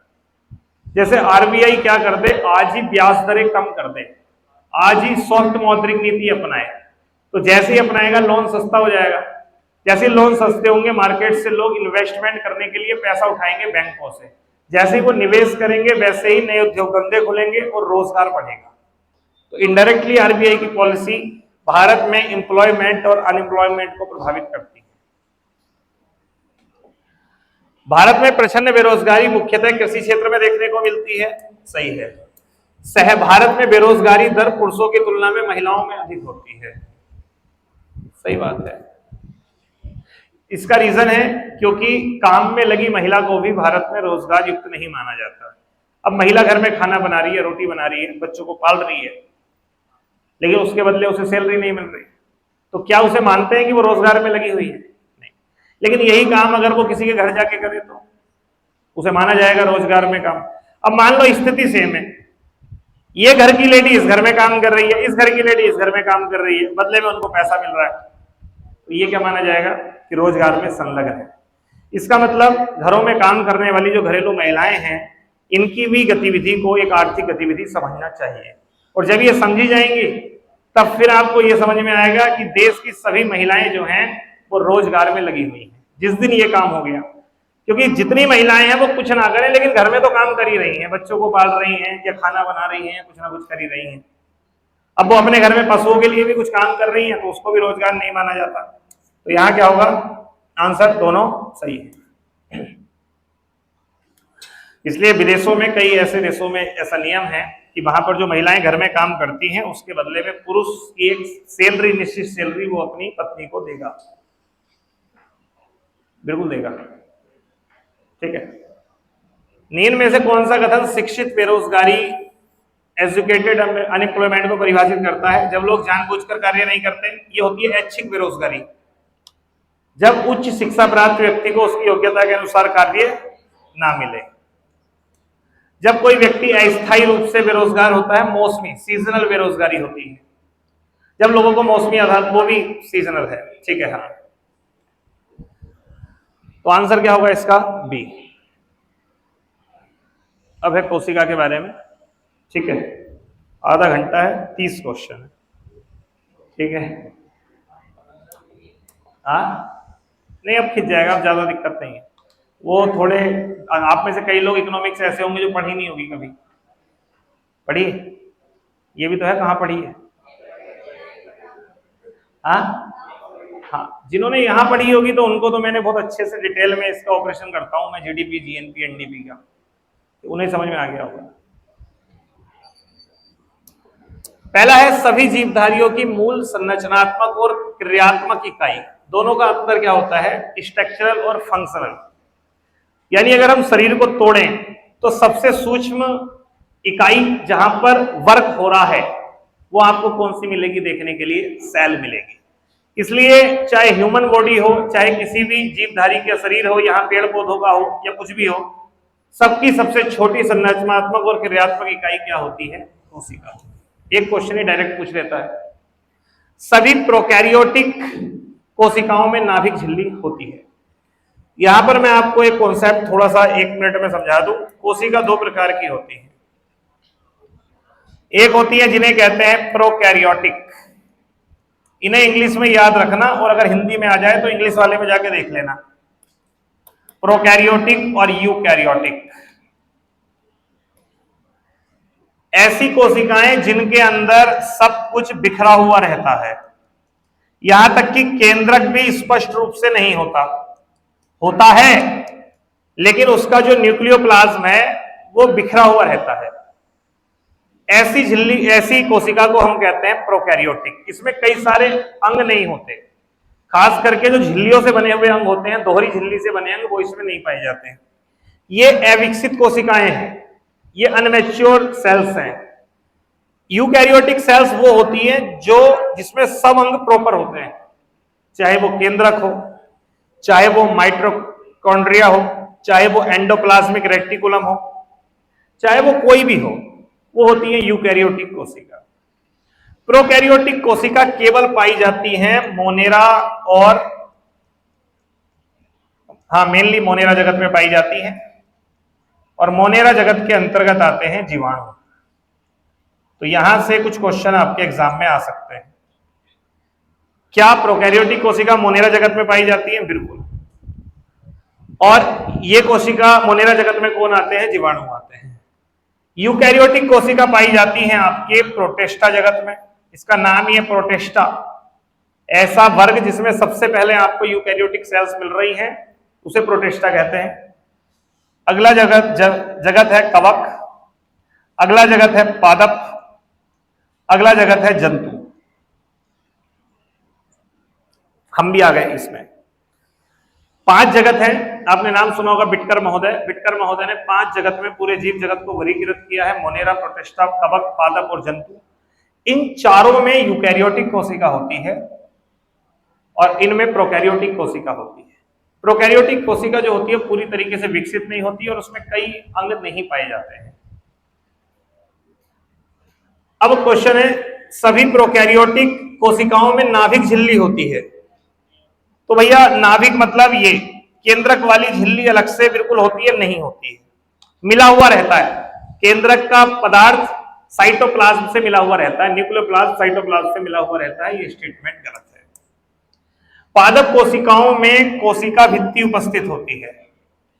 एक्चुअली यूकैरियोटिक कोशिका भी खास करके 2 प्रकार की होती है। एक होती है जो पेड़ पौधों में होती है, एक होती है जो जंतुओं में होती है। अंतर क्या है कि हमारी वाली जो कोशिका होती है ना, उसमें केवल एक झिल्ली होती है बाहर वाली, जिसे हम कहते हैं कोशिका झिल्ली, कोशिका झिल्ली।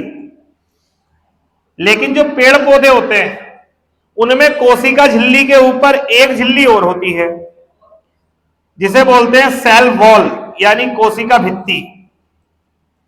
ये हमारी कोशिका में नहीं होती और ये बनी हुई होती है सेलुलोज की। सेलुलोज एक पॉलीसैकेराइड है, एक कार्बोहाइड्रेट है। तो जितनी घास है, पेड़ पौधे हैं, लकड़ी है, पत्ते हैं, उन सबकी कोशिकाओं में एक ऐसी चीज है जिसे हम कोशिका भित्ति यानी सेल वॉल कहते हैं, जो इसको थोड़ा दृढ़ बनाती है, स्ट्रॉन्ग बनाती है, और ये सेलुलोज की बनी हुई होती है। इसी के कारण तो जानवर इसको खाते हैं, क्योंकि उनको चाहिए सेलुलोज। जानवरों को ऊर्जा मिलती है सेलुलोज से, और सेलुलोज है कोशिका भित्ति में, कोशिका भित्ति है पादपों में, और इसलिए जानवर क्या खाते हैं, प्लांट्स को खाते हैं, पादपों को खाते हैं। समझ में आ रही है बात? तो कोशिका भित्ति जंतु जगत में नहीं होती, ये किसमें पाई जाती है, पादप कोशिका में, और केवल यानी जंतु जगत में नहीं पाई जाती, पादप जगत की एक विशिष्ट बात है। तो ये स्टेटमेंट सही है, आंसर होगा पहला और तीसरा। इस पे स्टार लगा लेना, ये भी इंपॉर्टेंट है, स्टार लगा लेना इस पे। क्लियर?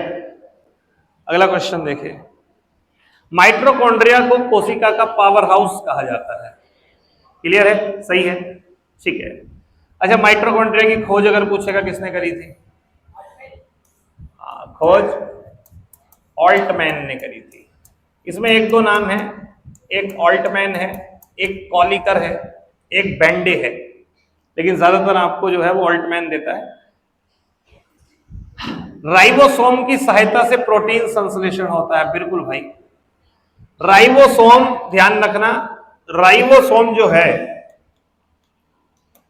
ये आपका देखने में ऐसे होता है जैसे आर्ट हो, अंग्रेजी का, जैसे डमरू होता है।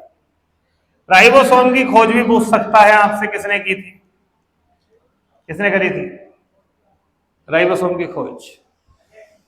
George pallid, George pallid, star लगाओ इस पे। और इसका प्रमुख कार्य पता है क्या है? प्रोटीन बनाना। कोशिका में प्रोटीन बनाने का काम ये करता है। हमारे शरीर के लिए जो प्रोटीन बन रहा है वो कोशिका के अंदर जो बना रहा है वो ये बनाता है, कोशिका में प्रोटीन बनाता है। इसलिए इसे क्या कहते हैं, प्रोटीन फैक्ट्री कहते हैं। इसलिए इसे कहते हैं प्रोटीन फैक्ट्री। आपसे क्वेश्चन पूछेगा कि कोशिका में प्रोटीन फैक्ट्री किसे कहा जाता है? राइबोसोम को कहते हैं, राइबोसोम। तो ये सही है, प्रोटीन संश्लेषण इसका एक काम होता है, सही है, ये भी सही है। कोशिकाएं केवल प्रकाश संश्लेषण के लिए जिम्मेदार होती है, केवल आ गया है तो गलत कर दो इसको, तो आंसर होगा पहला व दूसरा। केवल कोशिकाएं प्रकाश संश्लेषण थोड़ी करती है, अच्छा लोग पेड़ पौधों में करती है, हमारी बॉडी में तो वो भी नहीं करती। तो इसलिए आंसर क्या होगा, 1 और 2। राइबोसोम के बारे में इतनी बातें याद रखना जो मैंने बताई है, यहां से आपको क्वेश्चन मिल सकता है एग्जाम में। क्लियर है? हो गया। नेक्स्ट, कोशिका झिल्ली सेमी परमेबल होती है, यानी अर्धपारगम्य होती है। हाँ, अर्धपारगम्य का मतलब है कुछ चीजें इधर से उधर जा सकती है, कुछ चीजें आ जा सकती है। कोशिका की खोज रॉबर्ट हुक ने करी थी। कब करी थी? सन 1665 में करी थी। एंडोप्लाज्मिक रेटिकुलम, ER, इसे बोलते हैं हिंदी में अंतःप्रदव्य जालिका। अंतःप्रदव्य जालिका, इसे कहते हैं एंडोप्लाज्मिक रेटिकुलम यानी ER। ये ऐसे करके फैली होती है, जाननुमा, ऐसे करके ऐसे मान लो ये नलिकाएं हैं। अब ये नलिकाएं 2 प्रकार की होती हैं, एक होती है चिकनी, हाथ फेरोगे तो ऐसे बिल्कुल चिकना फील होगा, एक होती है चिकनी, और एक होती है खुदरी। इंग्लिश में हम इसे बोलते हैं SER, smooth endoplasmic reticulum, SER। और एक होती है RER, रफ एंडोप्लाज्मिक रेटिकुलम। ऐसे मान लो एक पाइप है, उस पाइप पर हाथ फेर रहे हो, उसमें आपको दाने दाने फील हो रहे हैं, तो वो है रफ एंडोप्लाज्मिक रेटिकुलम। और इसके खुदरे होने का कारण होता है राइबोसोम का चिपका होना। यानी ऐसे करके एंडोप्लाज्मिक रेटिकुलम है ये, लेकिन इस पे क्या हो गया, ये यहां पर ये ऐसे करके ये चिपके हुए हैं, ये तो जो खुदरी अंतःप्रदव्य जालिका होती है, इसका कारण होता है राइबोसोम का चिपक जाना। और चिकनी वाली तो चिकनी है। अब ये दो, इसका काम क्या है, कोशिका के अंदर जो आपका केंद्रक है, कोशिका के अंदर जो केंद्रक है, ऐसे करके ये पूरे में ऐसे फैली हुई होती है इस तरीके से। तो इसका काम दो है। पहला तो एक है कोशिका को आकार देना, कोशिका को आकार देना। कोशिका को जो आकार मिलता है वो इसी की वजह से मिलता है, तो इसलिए इसे एक उपमा दी जाती है, क्या? कोशिका का कंकाल कहते हैं। स्केलेटन ऑफ सेल किसे कहा जाता है? अंतःप्रदंपीय जालिका यानी एंडोप्लाज्मिक रेटिकुलम को कहा जाता है। दूसरा इसका काम है ट्रांसपोर्ट का, परिवहन का कार्य। कोई भी चीज अंदर से बाहर जाएगी या बाहर से अंदर आएगी तो वह नलिका के माध्यम से तो आएगी। तो इसके दो काम होते हैं, चीज को अंदर से बाहर जाना है, बाहर से अंदर आना है, कुछ भी काम होना है, वो सब भी एंडोप्लाज्मिक रेटिकुलम करता है। बट मैं आपसे अगर एक क्वेश्चन पूछूं, SER और RER में कौन प्रोटीन का निर्माण करता होगा? RER, रीजन उस पर क्या है? राइबोसोम। इसलिए RER क्या करता है? आपका प्रोटीन निर्माण का कार्य भी करता है। यहां से अगर क्वेश्चन बनेगा तो डेप्थ में चला जाएगा, तो ध्यान रखना। क्लियर? तो RER SER उतना एग्जाम में आ सकता है और कुछ नहीं। तो पूछ रहा है एंडोप्लाज्मिक रेटिकुलम ER ऊर्जा उत्पादन का काम करता है क्या? कोई मतलब ही नहीं है भाई। ट्रांसपोर्ट का काम कर रहा है या एक स्केलेटन ऑफ सेल के रूप में काम कर रहा है, तो ये वाला गलत है। आंसर क्या होगा सही? पहला व दूसरा। क्लियर? सही है। नेक्स्ट, लाइबोसोम को आत्मघाती थैली कहते हैं। जबरदस्त, सही है। लाइसोसोम से दो क्वेश्चन पूछ सकता है। एक तो खोज, ये करी थी डी डुवे, याद कर लेना इसको भी, डी डुवे ने करी थी। और दूसरा, इसका निर्माण कहां होता है? निर्माण स्थल कहां पर है इसका? निर्माण स्थल होता है इसका गोल्जी काय, गोल्जी काय, गोल्जी काय। गोल्जी काय क्या करता है? कुछ पाचक एंजाइम, कुछ पाचक एंजाइम के पैकेट बनाता है, पैकेट बनाता है, जैसे ये पैकेट हो गया। और इस पैकेट के अंदर भरा हुआ होता है खास तौर पर HCl, हाइड्रोक्लोरिक एसिड। और इन पैकेट्स को ही कहा जाता है लाइसोसोम। ये ऐसे मान लो कोशिका के लिए ये बम है। जब कभी कोशिका थोड़ी डैमेज हो जाए, सही से काम ना करे, तो वो शरीर के लिए एक बोझ है, वो कोई काम नहीं कर रही। तो ऐसे में गोल्जी काय जो ये पैकेट बनाता है लाइसोसोम, ये लाइसोसोम फट जाते हैं। और जब ये फटते हैं तो ये हाइड्रोक्लोरिक एसिड कोशिका को डैमेज कर देता है, और जिससे कोशिका की डेड हो जाती है, मतलब मर जाती है कोशिका। और इसलिए लाइसोसोम को क्या कहा जाता है? सुसाइड वैक कहा जाता है, आत्मघाती थैली कहते हैं। अगला है पादप कोशिकाओं में केंद्रक नहीं पाया जाता। ये तो गलत है भाई, केंद्रक तो होगा, स्वाभाविक सी बात है। केंद्रक केवल और केवल आपकी बॉडी की एक कोशिका में नहीं होता, और वो कोशिका याद रखिएगा हमारे शरीर की जो RBC होती है, ये ध्यान रखिएगा, RBC में केंद्रक नहीं होता। RBC मतलब रेड ब्लड सेल, इनमें नहीं होता। और यही कारण है RBC का जो आकार होता है वो देखने में ऐसे होता है जैसे बालूशाही होती है। बालूशाही नहीं होती, पेट पिचका हुआ होता है, ठीक है। RBC जो आपके ब्लड में होती है, इसमें केंद्रक नहीं होता है, ठीक है। ये क्वेश्चन भी पूछ सकता है आपसे, ठीक है। इसका आंसर क्या होगा? एक, केवल एक सही है, ठीक है। क्लियर? नेक्स्ट, प्रोकैरियोटिक कोशिकाएं बहुकोशिकीय जीवों में पाई जाती है। आप बताइए किसमें पाई जाती है? मोनेरा में। नाम क्या है? मोनेरा। मोनो मतलब एक, और जीवाणु किससे बनते हैं? एक कोशिका से बनते हैं। इसलिए ध्यान रखिएगा प्रोकैरियोटिक कोशिका रियल में किसमें होती है? एकल कोशिका के जीव में, जो केवल सिंगल सेल से बने हुए होते हैं। और एकल कोशिका के जीव किस जगत में आते हैं? मोनेरा। बैक्टीरिया एक कोशिका से बनता है भाई, सिंगल सेल बॉडी होती है बैक्टीरिया की। तो ये तो गलत है। यूकैरियोटिक कोशिकाओं में सुविकसित कोशिकांग होते हैं, यानी जो अंग है वो सब पाए जाते हैं यूकैरियोटिक में। माइटोकॉन्ड्रिया, एसईआर, आरईआर, राइब सब होते हैं। हाँ सही होते हैं, तो आंसर ये सही है। आंसर क्या होगा? केवल दो, केवल दो। कितने लोग हैं जिन्होंने साइंस नहीं पढ़ी आज तक, बायोलॉजी नहीं पढ़ी? हाथ उठाओ। ठीक है, समझ पा रहे हो थोड़ा बहुत? थोड़ी दिक्कत हो रही है? हाँ, परेशानी है? परेशानी क्या हो रही है? इंग्लिश में पढ़ाऊं मैं इसको?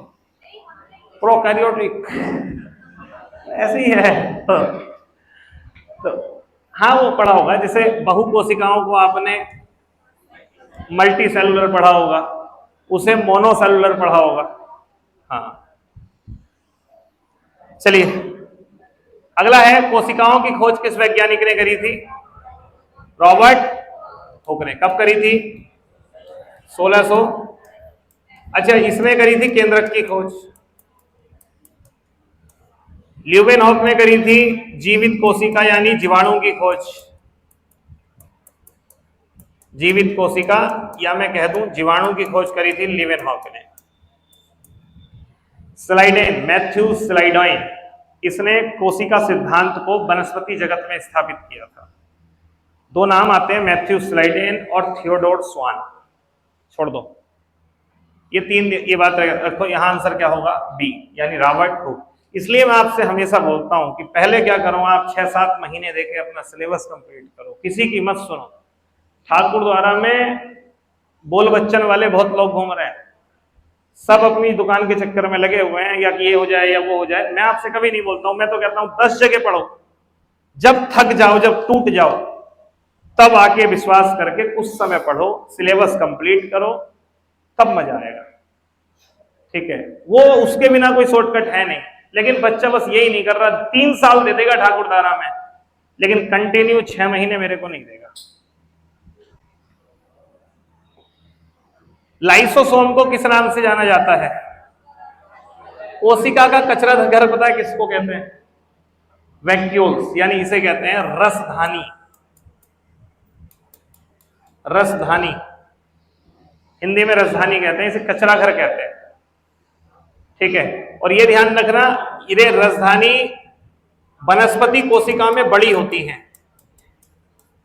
वनस्पति कोशिका में बड़ी और जंतु कोशिका में छोटी। ये होती क्या है? खाली स्थान होता है। जैसे कोशिका है तो उसके बीच में रिक्त स्थान जो है, खाली स्थान, इन्हें रसधानी कहते हैं। जितना भी कचरा होता है वो सब इन्हीं में आ जाता है। ऊर्जा का काम किसका है? माइटोकॉन्ड्रिया।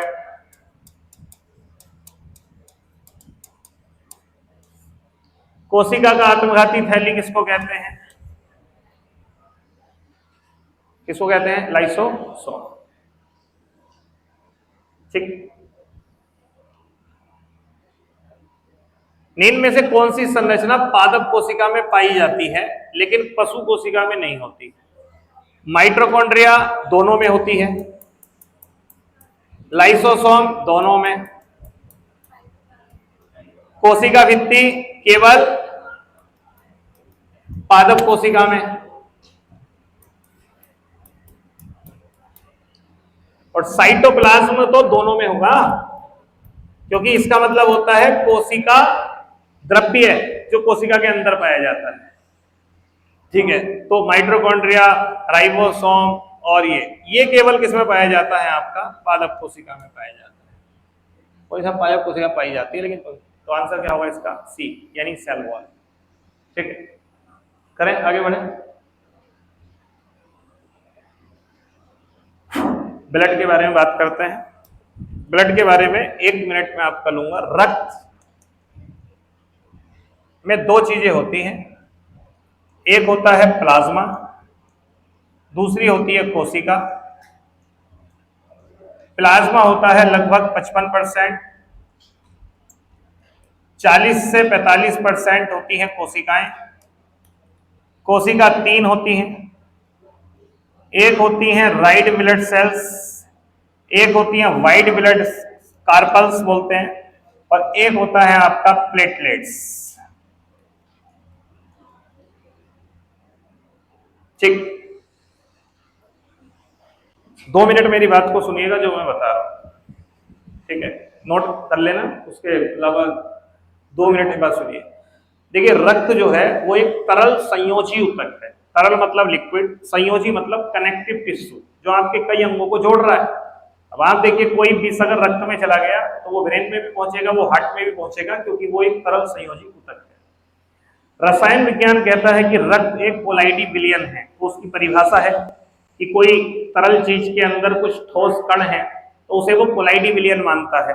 लेकिन जीव विज्ञान कहता है कि रक्त जो है वो एक टिश्यू है, एक ऊतक है, जो कि कई प्रकार की सेल्स से मिलकर के बनता है। सेल्स से मिलकर के बनने वाली संरचना टिश्यू कहलाती है, ऊतक कहलाती है। हमारे शरीर में लगभग रक्त 5 से 5.5 लीटर होता है, जो हमारे शरीर के कुल भार का 7 से 8% होता है, और शरीर के कुल आयतन का लगभग 1/13 भाग, यानी टोटल वॉल्यूम का हमारी बॉडी के 1/13 होता है, 1/13 भाग होता है, और शरीर के कुल वेट का 7 से 8% होता है। हमारे रक्त में मुख्यतः सबसे ज्यादा भाग होता है प्लाज्मा का, जो कि एक पीले रंग का लिक्विड होता है। इसका पीला रंग बिलिरुबिन के कारण से होता है, और ये पीले रंग का होता है। इसमें जितनी भी चीजें खनिज होती हैं, प्लाज्मा प्रोटीन्स होती हैं, वो सब इसी में होती हैं। प्लाज्मा में पाई जाती हैं 3 प्रकार की कोशिका। एक होती है लाल रंग की दिखाई देने वाली आरबीसी, दूसरी होती है सफेद रंग की दिखाई देने वाली डब्ल्यूबीसी, तीसरी होती है बिल्कुल ब्लेड की तरह दिखाई देने वाली प्लेटलेट्स, प्लेटों की तरह होती है। सबसे संख्या की बात करें तो सबसे ज्यादा संख्या के मामले में सबसे ज्यादा आपके ब्लड में आरबीसी होती है, इसी के कारण से ब्लड का रंग लाल हो जाता है। इससे कम प्लेटलेट्स होती हैं और सबसे कम होती है डब्ल्यूबीसी। लेकिन अगर आकार की बात करें तो सबसे ज्यादा आकार होता है बड़ा डब्ल्यूबीसी का। तो यहां पर 2 बात मैं अगर आपसे करूं, आकार के मामले में सबसे बड़ी होती है डब्ल्यूबीसी, उससे छोटी होती है आरबीसी, और सबसे छोटी होती है प्लेटलेट्स। वहीं पर अगर क्वेश्चन की बात करूं कि संख्या, तो सबसे ज्यादा होती है आरबीसी की, उससे कम होती है प्लेटलेट्स की, और सबसे कम होती है डब्ल्यूबीसी की। तीनों का काम क्या होता है? आरबीसी का काम होता है ऑक्सीजन को फेफड़ों से ले जाकर के कोशिकाओं तक पहुंचाना, और इसमें इसका सबसे बड़ा सहयोगी है हीमोग्लोबिन, जो कि आयरन से बनता है। आयरन इसका एक तत्व होता है हीमोग्लोबिन। ऐसे मान लो आरबीसी ट्रैक्टर है, हीमोग्लोबिन ट्रॉली है, और ट्रॉली पर बैठ करके जो है वो ऑक्सीजन हमारी कोशिकाओं तक पहुंचेगी। तो जब भी सांस लेने में या सांस फूलता है या थकान होती है, इसका मतलब है लैक ऑफ ऑक्सीजन की स्थिति बॉडी में बन चुकी है, और इसका मतलब है बॉडी में हीमोग्लोबिन की कमी है, और इस बीमारी को कहते हैं एनीमिया। डब्ल्यूबीसी आपके शरीर में काम करती है प्रतिरोधक क्षमता का, यानी कोई बीमारी होती है, वायरसों से होती है, तो वायरसों को मारने के लिए जो एंटीबॉडी वगैरह बनाने का काम, रोगों से लड़ने की क्षमता का काम, वो डब्ल्यूबीसी का होता है। यानी कोई भी इन्फेक्शन होगा, डब्ल्यूबीसी उसको रोकेगी। कोई वायरस, उसको डब्ल्यूबीसी। यहां तक कि जुकाम का इलाज भी जो करती है वो डब्ल्यूबीसी करती है। दवाई तो हम नाम के लिए खाते हैं। प्लेटलेट्स क्या काम करती हैं? ये आपके रक्त को गाढ़ा बना के रखती है। जब कभी चोट लग जाती है तो इन्हीं के कारण से थक्का जमता है। अगर प्लेटलेट्स की संख्या कम हो जाती है तो आपका रक्त पतला हो जाएगा, और इतना पतला हो जाएगा कि अंदर की कोशिकाओं से बाहर आना शुरू हो जाएगा। इसलिए डेंगू में प्लेटलेट्स कम हो जाती है, और आपने देखा होगा व्यक्ति के नाक रेड पड़ जाती है, बॉडी से बाहर लाल हो जाता है, कहीं तेजी से मारेंगे तो तुरंत लाल हो जाएगा। रीजन, रक्त अंदर से बाहर आने की कोशिश करता है। क्लियर? अब क्वेश्चन करते हैं एक एक करके। पानी की डिमांड है नहीं क्या? चलिए, पहला क्वेश्चन है, रक्त एक तरल संयोजी ऊतक है, कनेक्टिव टिश्यू है। बिल्कुल, अगर यहां होता रक्त एक कोलाइडी विलयन है, वो भी सही होता, लेकिन रसायन विज्ञान के अनुसार लाल रक्त कर्णिकाएं ऑक्सीजन का परिवहन करती हैं, सही है। श्वेत रक्त कर्णिकाएं रोग प्रतिरोधक प्रणाली से संबंधित होती है। सही है आंसर, तीनों सही है, आंसर होगा 1 2 3, 1 2 3। हीमोग्लोबिन श्वेत रक्त कर्णिकाओं में पाया जाता है। गलत है सही? गलत है, आरबीसी पर होता है। रक्त में उपस्थित प्लेटलेट्स रक्त का थक्का बनाने में सहायता करती है, थक्का जमाने में सहायता करती है, ये सही है, तो आंसर होगा केवल 2। रक्त में 4 प्रमुख घटक होते हैं, आरबीसी, डब्ल्यूबीसी, प्लेटलेट्स और प्लाज्मा। सही है। मनुष्य में आरबीसी के जीवन काल लगभग 120 दिन होता है, बिल्कुल सही बात है। देखो 120 दिन होता है लगभग आरबीसी का, 120 दिन जो कि सबसे ज्यादा होता है। डब्ल्यूबीसी का तो बहुत कम होता है, 5 से 6 दिन मान लो। और प्लेटलेट्स का भी लगभग जो है वो 1 सप्ताह ही होता है,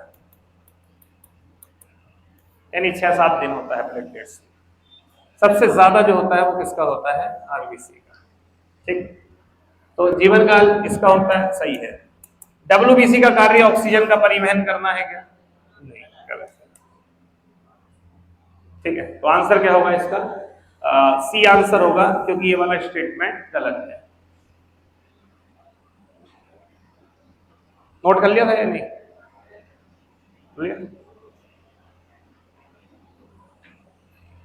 आरबीसी में नाभिक उपस्थित होता है, न्यूक्लियस होता है क्या? अभी मैंने बताया था एक अपार केंद्रक नहीं होता, किसमें नहीं होता? ये गलत हो गया। रक्त का तरल भाग प्लाज्मा कहलाता है, जो लिक्विड होता है वो क्या होता है? प्लाज्मा। तो ये सही है, तो आंसर क्या होगा? 2। ठीक, निम्न कथनों पर विचार करिए। रक्त प्लाज्मा पीला तरल होता है, कोशिकाओं को तैरने का माध्यम प्रदान करता है, कोशिका इसी में चलती है, बिल्कुल सही बात है। प्लेटलेट्स की संख्या कम हो जाने पर शरीर में चोट लगने पर अधिक रक्त बहता है। हाँ, प्लेटलेट्स कम होंगी, चोट लगेगा, रक्त ज्यादा बहेगा। तो ये स्टेटमेंट आपका सही है और ये भी सही है, आंसर होगा 1 और 2, दोनों सही है। निम्न कथनों में कौन सा सही है? आरबीसी का मुख्य कार्य ऑक्सीजन का परिवहन करना है, डब्ल्यूबीसी शरीर की रोग प्रतिरोधक प्रणाली का भाग होती है, यानी आंसर होगा 1 व 2, दोनों सही है, सी आंसर।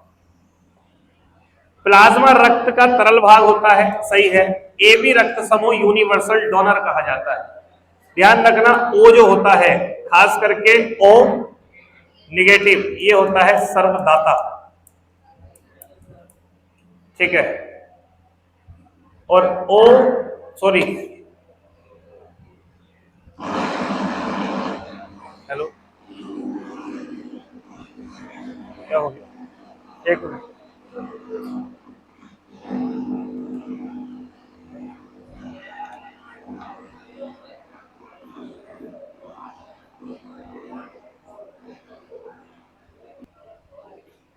चलिए, और ए बी पॉजिटिव ये होता है सर्वग्राही। इसका मतलब है ए बी पॉजिटिव सबका ब्लड ले सकता है और ओ निगेटिव सबको ब्लड दे सकता है। ठीक है, और ये मैं अलग से रक्त समूह आपको दूंगा, तो मुझे इसे थोड़ा सा समझाना पड़ेगा। एंटीजन और एंटीबॉडी का क्या कॉन्सेप्ट होता है, इसे मैं यहां नहीं क्लियर कर रहा हूं, लंबा हो जाएगा मामला, तो ये गलत है। ठीक है, आंसर होगा पहला सही, केवल 1। ठीक है, क्लियर। नेक्स्ट, निम्न में से कौन सा कथन सही नहीं है? रक्त एक संयोजी ऊतक है, प्लेटलेट्स की कमी से रक्त का थक्का नहीं बनता, आरबीसी का जीवन काल 120 दिन होता है, डब्ल्यूबीसी में हीमोग्लोबिन पाया जाता है। अच्छा, आपसे अगर एक क्वेश्चन पूछे कि आरबीसी की उत्पत्ति कहां होती है, तो ये होती है बोन मैरो में, अस्थि मज्जा में। लेकिन यही क्वेश्चन अगर आपसे पूछ ले शिशुओं में, नवजात शिशु में, ये काम कहां होता है ना, तो इसका फिर आंसर होगा लीवर, यानी यकृत, जिसे कलेजा, ठीक है, जिगर, ये सब भी कहते हैं। तो आरबीसी की उत्पत्ति, अस्थि मज्जा होता है बोन मैरो, हमारी जो बड़ी हड्डियां होती हैं, जांग की हड्डी, उसके बीच में पदार्थ भरा हुआ होता है, उसे कहते हैं बोन मैरो, यानी अस्थि मज्जा। ठीक, आरबीसी की अगर आपसे पूछे मृत्यु कहां होती है, तो मृत्यु ध्यान रखिएगा, पहला आपको ऑप्शन लगाना है स्प्लीन, जिसे कहते हैं प्लीहा। इसी का एक दूसरा नाम होता है तिल्ला, और इसे ही बोलते हैं हम स्प्लीन। ये तीनों एक ही हैं। तो फर्स्ट प्रेफरेंस आप देंगे इसको, और सेकंड प्रेफरेंस आप देंगे यकृत को। और अगर ऑप्शन में आ गया प्लीहा में यकृत दोनों, तब आंसर लगाएंगे दोनों। यानी हमारी आरबीसी लीवर में भी मरती है और हमारी आरबीसी प्लीहा यानी तिल्ला में भी मरती है। ठीक है, ध्यान रखना। क्लियर? तो अगर ये पूछे आरबीसी की मृत्यु कहां होती है और ऑप्शन आ जाए प्लीहा यकृत अलग अलग, तो आप प्लीहा को टिक करें। उसमें ऑप्शन हो एक में दो, दोनों, तब आप आंसर दोनों को लगाना है, दोनों में। क्लियर? चलिए नेक्स्ट। हो गया? नोट कर लिया क्या? हो गया? ठीक है। निम्न कथनों पर विचार करें। लाल रक्त हीमोग्लोबिन के कारण होता है। सही। मनुष्य में कुल रक्त का लगभग 55% प्लाज्मा होता है। आंसर होगा 1/2 दोनों। ठीक है, चलिए अब आ जाते हैं हृदय के बारे में, हार्ट के बारे में। हैं 5 मिनट, 5-7 मिनट नहीं है? 2 मिनट है?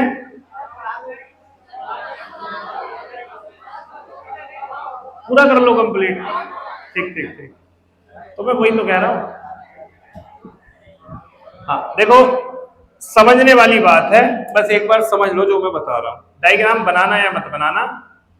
देखो हार्ट जो होता है आपका,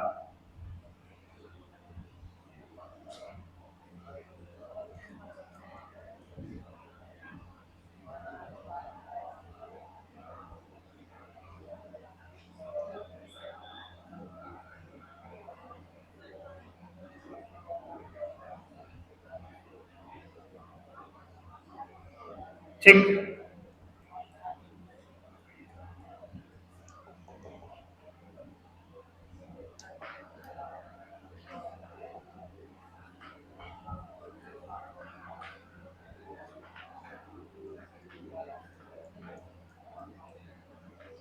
देखो आपके हार्ट में 4 चैम्बर होते हैं। Number 1, number 2, number 3, number 4। जो ऊपर की साइड होता है, ये दोनों, इसे हम बोलते हैं आलिंद, या इसे ऑरिकल बोला जाता है, आलिंद कहते हैं इसको हिंदी में। और वेंट्रिकल होता है नीचे वाला, इसे बोलते हैं निलय। अब ऐसे मान लो कि ये मेरा दिल है, आपके सामने है, खुला हुआ है। मेरा राइट इस हार्ट का राइट है, मेरा लेफ्ट इस हार्ट का लेफ्ट है। यानी इस हार्ट का ये वाला भाग जो, ये वाला जो भाग है, ये है दायां, और ये वाला भाग है बायां, यानी लेफ्ट और राइट। इस तरीके से हार्ट में 4 चैम्बर होते हैं, left auricle, left ventricle, right आलिंद और राइट निलय। इस तरीके से 4 भाग होते हैं। अब हमेशा जो रक्त जिस भाग से बाहर जाता है, उस भाग को हम बोलते हैं निलय। यानी हमेशा जो भी रक्त हृदय से बाहर जाएगा वो निलय से जाएगा। अच्छा, इनके बीच में यहाँ पे ना दरवाजे होते हैं, जिन्हें हम दरवाजे तो नहीं कहते, जिन्हें हम बॉल्व कहते हैं। अब देखिए सिलसिला होता है, यहां से सुनो। बाएं वाले भाग से निकलता है आपका रक्त, आपकी बॉडी में जाता है, क्योंकि बाएं वाले भाग में रक्त होता है शुद्ध। जो बायां भाग है उसमें रक्त होता है शुद्ध। क्लियर? यहां से रक्त गया आपकी बॉडी में। अच्छा, यहां शुद्ध का मतलब है ऑक्सीजनेटेड ब्लड, यानी ऑक्सीजन वाला। कहां से आया वो बात की बात है। अब ये रक्त यहां से आपके बॉडी में जाने के बाद वापस आएगा, तो अब ये रक्त हो गया CO2 वाला, इसमें CO2 आ गई। ऐसे रक्त को बोलते हैं डीऑक्सीजनेटेड ब्लड, जिसमें ऑक्सीजन की कमी है। अब ये ब्लड यहां से आएगा आपके दाएं आलिंद में, सुनते रहना, एक बार सुन लो, क्वेश्चन से सब याद हो जाएगा।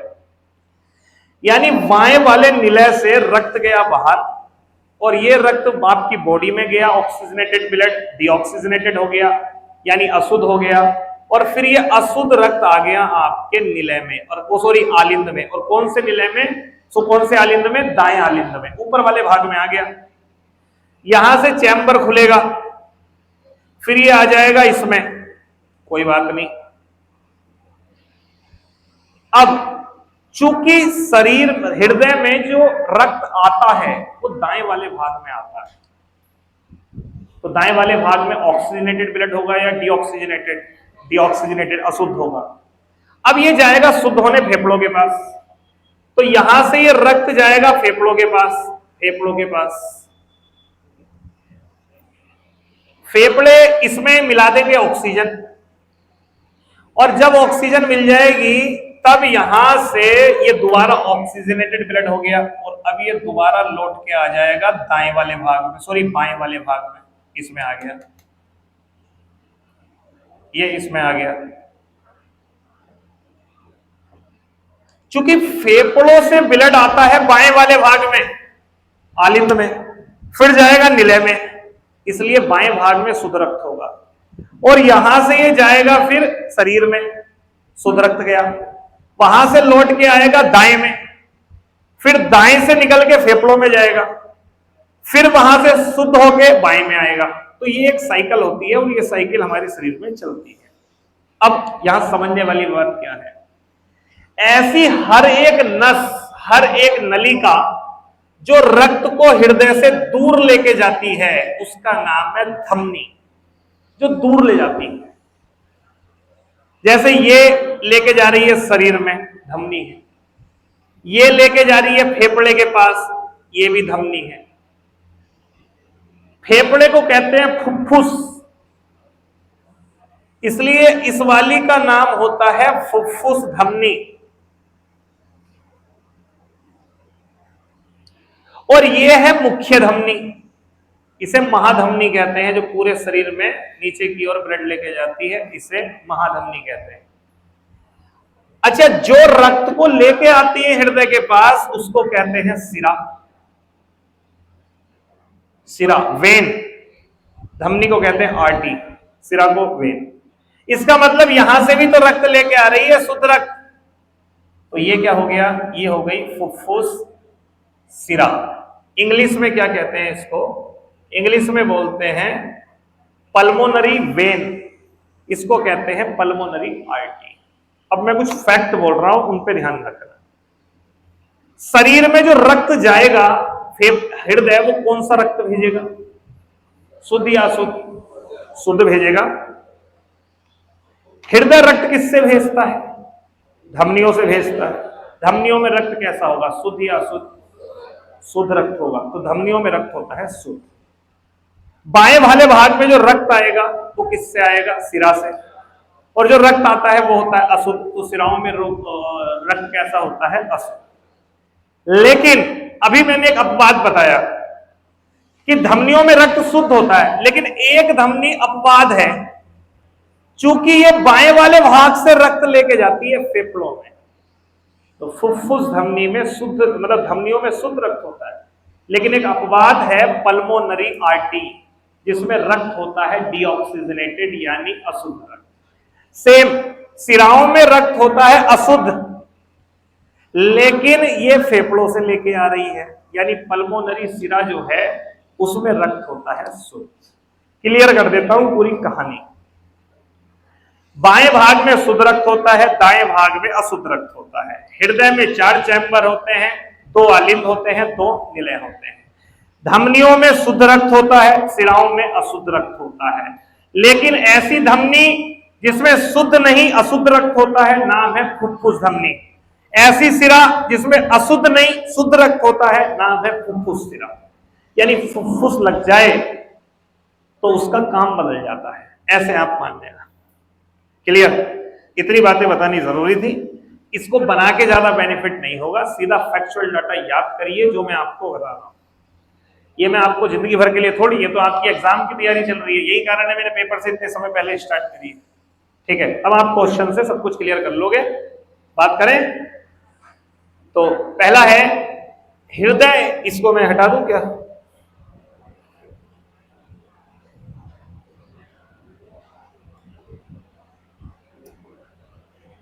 हटा दूं इसको? ठीक है, ये बना रहने दो, पढ़ लोगे ऐसे। ठीक है, हृदय एक पेशी अंग है, एक पेशी अंग है हृदय। क्या हुआ रे? अच्छा, इसको ऐसे कर सकता हूं, ठीक है। चलिए, यह है हृदय एक पेशी अंग है। हृदय एक पेशी अंग है जो रक्त को पंप करता है। हृदय का काम क्या है? टिल्लू पंप वाला, जो घर में मोटर का काम होता है वो है, पंप ही तो कर रहा है। मनुष्य के हृदय में 4 कोटर, 4 चैम्बर होते हैं। हृदय से धमनियां रक्त को बाहर ले जाती हैं और सिराएं रक्त को हृदय में लेके आती हैं। यानी तीनों सही हैं, 1 2 3। क्लियर? क्लियर है? नेक्स्ट, किसी को जाना है तो बस अगर रुकने का सीन हो तो, किसी का बस का सीन तो नहीं, तो बस ना मिले, ज्यादा नहीं, 3 मिनट और लगेंगे गिनती की। हृदय की दीवार 3 परतों से बनी होती है, 3 परतें बनी होती हैं, और जिस शब्द के साथ कार्डी लग जाए या कार्डियो लग जाए वो हार्ट से संबंधित होता है। कार्डियोग्राफ हार्ट से संबंधित होता है, कार्डियोलॉजी हृदय का अध्ययन होता है। तो ऐसे ही एंडोकार्डियम, मायोकार्डियम और एपिकार्डियम, ये 3 झिल्ली होती है। हार्ट में सबसे अंदर वाली जो झिल्ली होती है वो होती है एंडोकार्डियम, बीच वाली मायोकार्डियम और बाहर वाली एपिकार्डियम। तो ये सही है, हार्ट में 3 झिल्लियां होती हैं, सही है। रक्त केवल एक दिशा में हृदय से गुजरता है क्योंकि वाल्व 2 तरफा प्रवाह की अनुमति देते हैं। नहीं, वाल्व में 2 तरफा प्रवाह नहीं होता। ऊपर से रक्त नीचे ही तो आएगा, या ऐसे थोड़ी होगा यहां से नीचे और यहां से ऊपर, नहीं। तो ये ध्यान रखना यही। और जब कभी वाल्व खराब होते हैं तो यही तो दिक्कत आ जाती है, रक्त वापस जाने लगता है, और इससे डॉक्टर कहता है भैया वाल्व खराब हो गए, यानी अब लीकेज कर रहे हैं, और इसे बोलते हैं दिल में सुराग होना, दिल में छेद होना। तो दिल में छेद मतलब होता है वाल्व का खराब हो जाना। जो दिल में आवाज आती है ना, धक धक, ये धक धक नहीं होती, रियल में आवाज होती है लब डब। हार्ट की रियल आवाज होती है लब डब, और ये आती है कपाट के वाल्व के बंद होने पर। लेकिन जब इनमें हो जाता है छेद तो आवाज आती है मरमर। मरमर आपको अजीब लगेगा, ये क्वेश्चन भी एग्जाम में आया हुआ है। हार्ट में छेद होने की स्थिति में, यानी वाल्व खराब होने की स्थिति में हार्ट की ध्वनि होती है मरमर होती है, और नॉर्मल अभी जो होती है वो होती है लबडब। प्यार करने वालों का दिल आवाज करता है धक धक, ठीक है। तो ये वाला गलत है, एक तरफा वाल्व में जो है वो आपका चलता है, ये ध्यान रखिएगा। तो आंसर क्या होगा? केवल एक आंसर होगा इसका। क्लियर? सही है।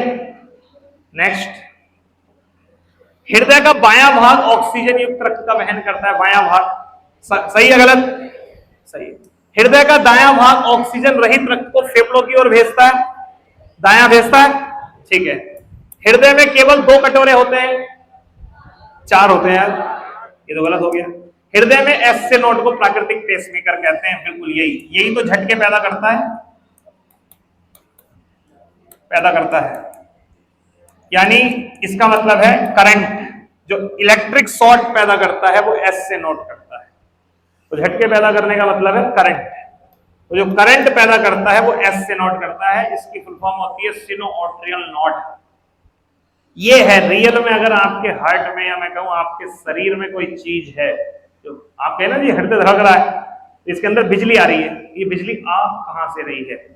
एस से नोट से आ रही है। ये खत्म, हार्ट ने काम करना बंद कर दिया, धड़कन खत्म। तो जो वहां पे वो देते नहीं झटके, इलेक्ट्रिक शॉर्ट देते हैं, वो इसलिए देते हैं जिससे कि ये काम करना शुरू कर दे। आती है सीधी लाइन आ जाती है, इसका मतलब है इसने काम छोड़ दिया। तो बाहर से झटके देते हैं, थोड़ा सा उठ जाए, एक्टिव हो जाए, कुछ हो जाए। मेन गेम इसका है, एस से नोट का। धमनी हमेशा ऑक्सीजन युक्त को वहन करती है, सही है गलत है? हमेशा, केवल और हमेशा लगता है तो मामला बिगड़ जाता है, हमेशा देखना। तो ये हमेशा लगा हुआ है, हमेशा नहीं, अपवाद है फुफ्फुस धमनी, पल्मोनरी धमनी। वो कौन सा रक्त लेके जाती है? अशुद्ध लेके जाती है, गलत हो गया। फुफ्फुस सिरा ऑक्सीजन रहित रक्त को हृदय में लाती है।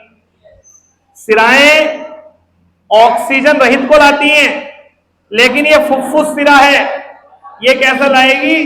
ऑक्सीजन युक्त लेके आएगी। ये तो भैया शुद्ध उल्टा होता है ना, ये तो अपवाद है, तो ये कैसा लेके आएगी? शुद्ध, यानी ये भी गलत है, दोनों गलत है। समझ में आई बात या नहीं आई? ठीक है। मनुष्य के हृदय में 4 कोटरे वाला होता है, ठीक है, 4 चैम्बर होते हैं। बायां निलय ऑक्सीजन युक्त रक्त को पूरे शरीर में पंप करता है, सही है, निलय ही पंप करता है हमेशा, तो ये जो है वो सही है, सही है। फुफ्फुस धमनी अपवाद है, धमनियों में शुद्ध होता है, फुफ्फुस धमनी में कैसा होगा? अशुद्ध। फुफ्फुस धमनी ऑक्सीजन युक्त रक्त लेके जाती है, हमें बताया धमनियों में शुद्ध होता है, फुफ्फुस धमनी में कैसा होगा? अशुद्ध। सभी सिराएं ऑक्सीजन रहित रक्त लेके जाती हैं, गलत। क्यों? क्योंकि फुफ्फुस सिरा जो होती है वो कैसा लेके जाती है? शुद्ध लेके जाती है। तो ये वाला स्टेटमेंट भी कैसा हो गया? गलत हो गया, दोनों गलत है, ठीक है। नेक्स्ट, हृदय में एस से नोट को प्राकृतिक पेसमेकर कहते हैं। हाँ, हृदय की मांसपेशियां अनैच्छिक होती हैं, बिल्कुल, आप रोक सकते हो धड़कन अपनी, रोक के दिखाओ, अनैच्छिक है, अपनी इच्छा से होती है। बायां आलिंद ऑक्सीजन रहित रक्त प्राप्त करता है, बाएं में तो हमेशा शुद्ध आता है, ऑक्सीजनेटेड आता है, ये स्टेटमेंट। हृदय का कार्य रक्त को पूरे शरीर में पंप करना, ये सही है। आंसर कौन सा होगा इसका? सी होगा, ठीक है। नेक्स्ट,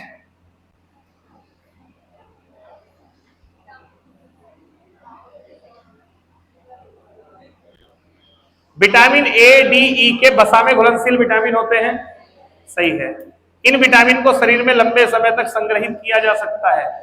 ध्यान रखिएगा, जो विटामिन वसा में घुलनशील होते हैं, हमारे शरीर में क्या है? वसा है, फैट है, हो जाएगा। लेकिन जो जल में घुलनशील होते हैं उन्हें बॉडी स्टोर नहीं कर सकती, क्योंकि यूरिन के द्वारा वो बाहर निकल जाएंगे। जैसे विटामिन बी सी अगर आप ज्यादा खा भी लो तो क्या होगा? पानी बॉडी से बाहर निकलेगा, वो उनको घोल के निकाल देगा बाहर। इसलिए विटामिन ए, डी के बॉडी में रुक जाते हैं 6 महीने तक, इस तरीके से लीवर में ये स्टोर हो जाते हैं, लेकिन बी और सी नहीं होते। तो ये स्टेटमेंट भी सही है। आंसर क्या होगा? 1 और 2, ठीक है। तो जो ऑयल, तेलों में जो विटामिन मिलेगा ना आपको, वो ये मिलेंगे ए, डी, ई के। ए की कमी से रतौंधी होता है, नाइट ब्लाइंडनेस होती है, शाम के समय नहीं दिखाई देता। विटामिन डी की कमी से स्कर्वी होता है, नहीं जी, किससे होता है? सी से होता है। विटामिन ई एंटीऑक्सीडेंट के रूप में काम करता है। हाँ, ये क्या करता है? जो ऑक्सीडेंट होते हैं उनको मारता है, ऑक्सीडेंट को मारता है। अच्छा, ऑक्सीडेंट क्या होते हैं मैं बता देता हूं, अनावश्यक तत्व। जैसे आपने चिप्स खाया, मार्केट से नमकीन लेके खाया, कोई बात नहीं, नमकीन तो काम का है, लेकिन नमकीन को बचाए रखने के लिए जो उसमें प्रिजर्वेटिव मिलाए गए बॉडी में, उसका तो कोई काम नहीं है, तो वो होंगे ऑक्सीडेंट। और इन्हीं ऑक्सीडेंट के कारण से कैंसर होता है। ये कारण बनते हैं भैया किसका? कैंसर का। इसलिए कहते हैं फूड, जो मार्केट फूड हम पैकेजिंग फूड खाते हैं ना, वो कैंसर का कारण इसलिए, उसमें क्या होते हैं? मुक्त मूलक होते हैं, ऑक्सीडेंट होते हैं। अब जैसे आपने सेब खाया, लेकिन सेब को सुरक्षित रखने के लिए जो उस पर स्प्रे किया गया, वो हमारी बॉडी के काम का थोड़ी है, वो क्या है? ऑक्सीडेंट है, ठीक है। कुछ मात्रा में रेड वाइन के भी 1-2 पैक जो है वो एंटीऑक्सीडेंट का काम करते हैं, ठीक है। अगला है विटामिन के रक्त का थक्का बनाने में सहायक होता है। हाँ, अगर विटामिन ए की कमी होगी तो चोट लगने पे रक्त नहीं रुकेगा, इसका भी वही काम होता है जो प्लेटलेट्स का होता है। खैर, आंसर क्या होगा? गलत, ये आंसर। विटामिन ए कुछ क्वेश्चन में अगली सीट में ही पढ़वा दूंगा, ठीक है। विटामिन डी, यह सूर्य की किरणों से त्वचा द्वारा संश्लेषित होता है। यह कैल्शियम और फॉस्फेट के अवशोषण में मदद करता है, तभी तो हड्डियों के लिए जरूरी है, तभी तो इसकी कमी से हड्डियों का विकास नहीं हो पाता और इस बीमारी को रिकेट्स कहते हैं। अगला है, इसकी कमी से रिकेट्स और ऑस्टियोमलेशिया हो सकता, बिल्कुल सही है, इसमें हड्डियां आपकी गलने लगती हैं, कमजोर हो जाती है, तो ये भी सही है आंसर 1 2 3, 1 2 3। कितने और बचे? 2। इनमें कौन सा कथन सही नहीं है? विटामिन ए त्वचा और दृष्टि के लिए आवश्यक है। हाँ। विटामिन के खून को पतला करने में मदद करता है। गलत, गाढ़ा करता है, तभी तो थक्का जमता है, गाढ़ा करता है। विटामिन डी हड्डियों को मजबूत बनाता है। सही है। विटामिन ई कोशिकाओं में ऑक्सीडेटिव तनाव से बचाता है। हाँ, जो ऑक्सीडेंट बढ़ते हैं उसको कम करता है। तो इसका आंसर क्या होगा आपका? बी आंसर होगा। विटामिन ई एंटीऑक्सीडेंट के रूप में कार्य करता है। सही है। विटामिन के की कमी से खून बहना बंद नहीं होता। के की कमी से खून बहना बंद नहीं होता। सही बात तो है। अरे सही है, कमी होगी तो खून बहना बंद नहीं होगा, निकलता रहेगा, बाहर निकलता रहेगा चोट लगने पे। ठीक है, तो ऐसे में ये वाला जो है वो आपका सही है, यानी दोनों सही। लंबी हो गई क्लास आज क्या? नहीं, क्वेश्चन समझाने वाले बहुत ज्यादा थे। देखो, इकोनॉमिक्स समझाने वाली थी और इकोनॉमिक्स में समय लगा, और साइंस में भी हार्ड था, इधर थोड़ा अच्छा मैं ये कह रहा हूं, अगर हम लोग टाइम जल्दी कर ले, जल्दी फ्री हो जाओगे आप? नहीं, 4 से 6 कर ले, 4 से 6 में दिक्कत है।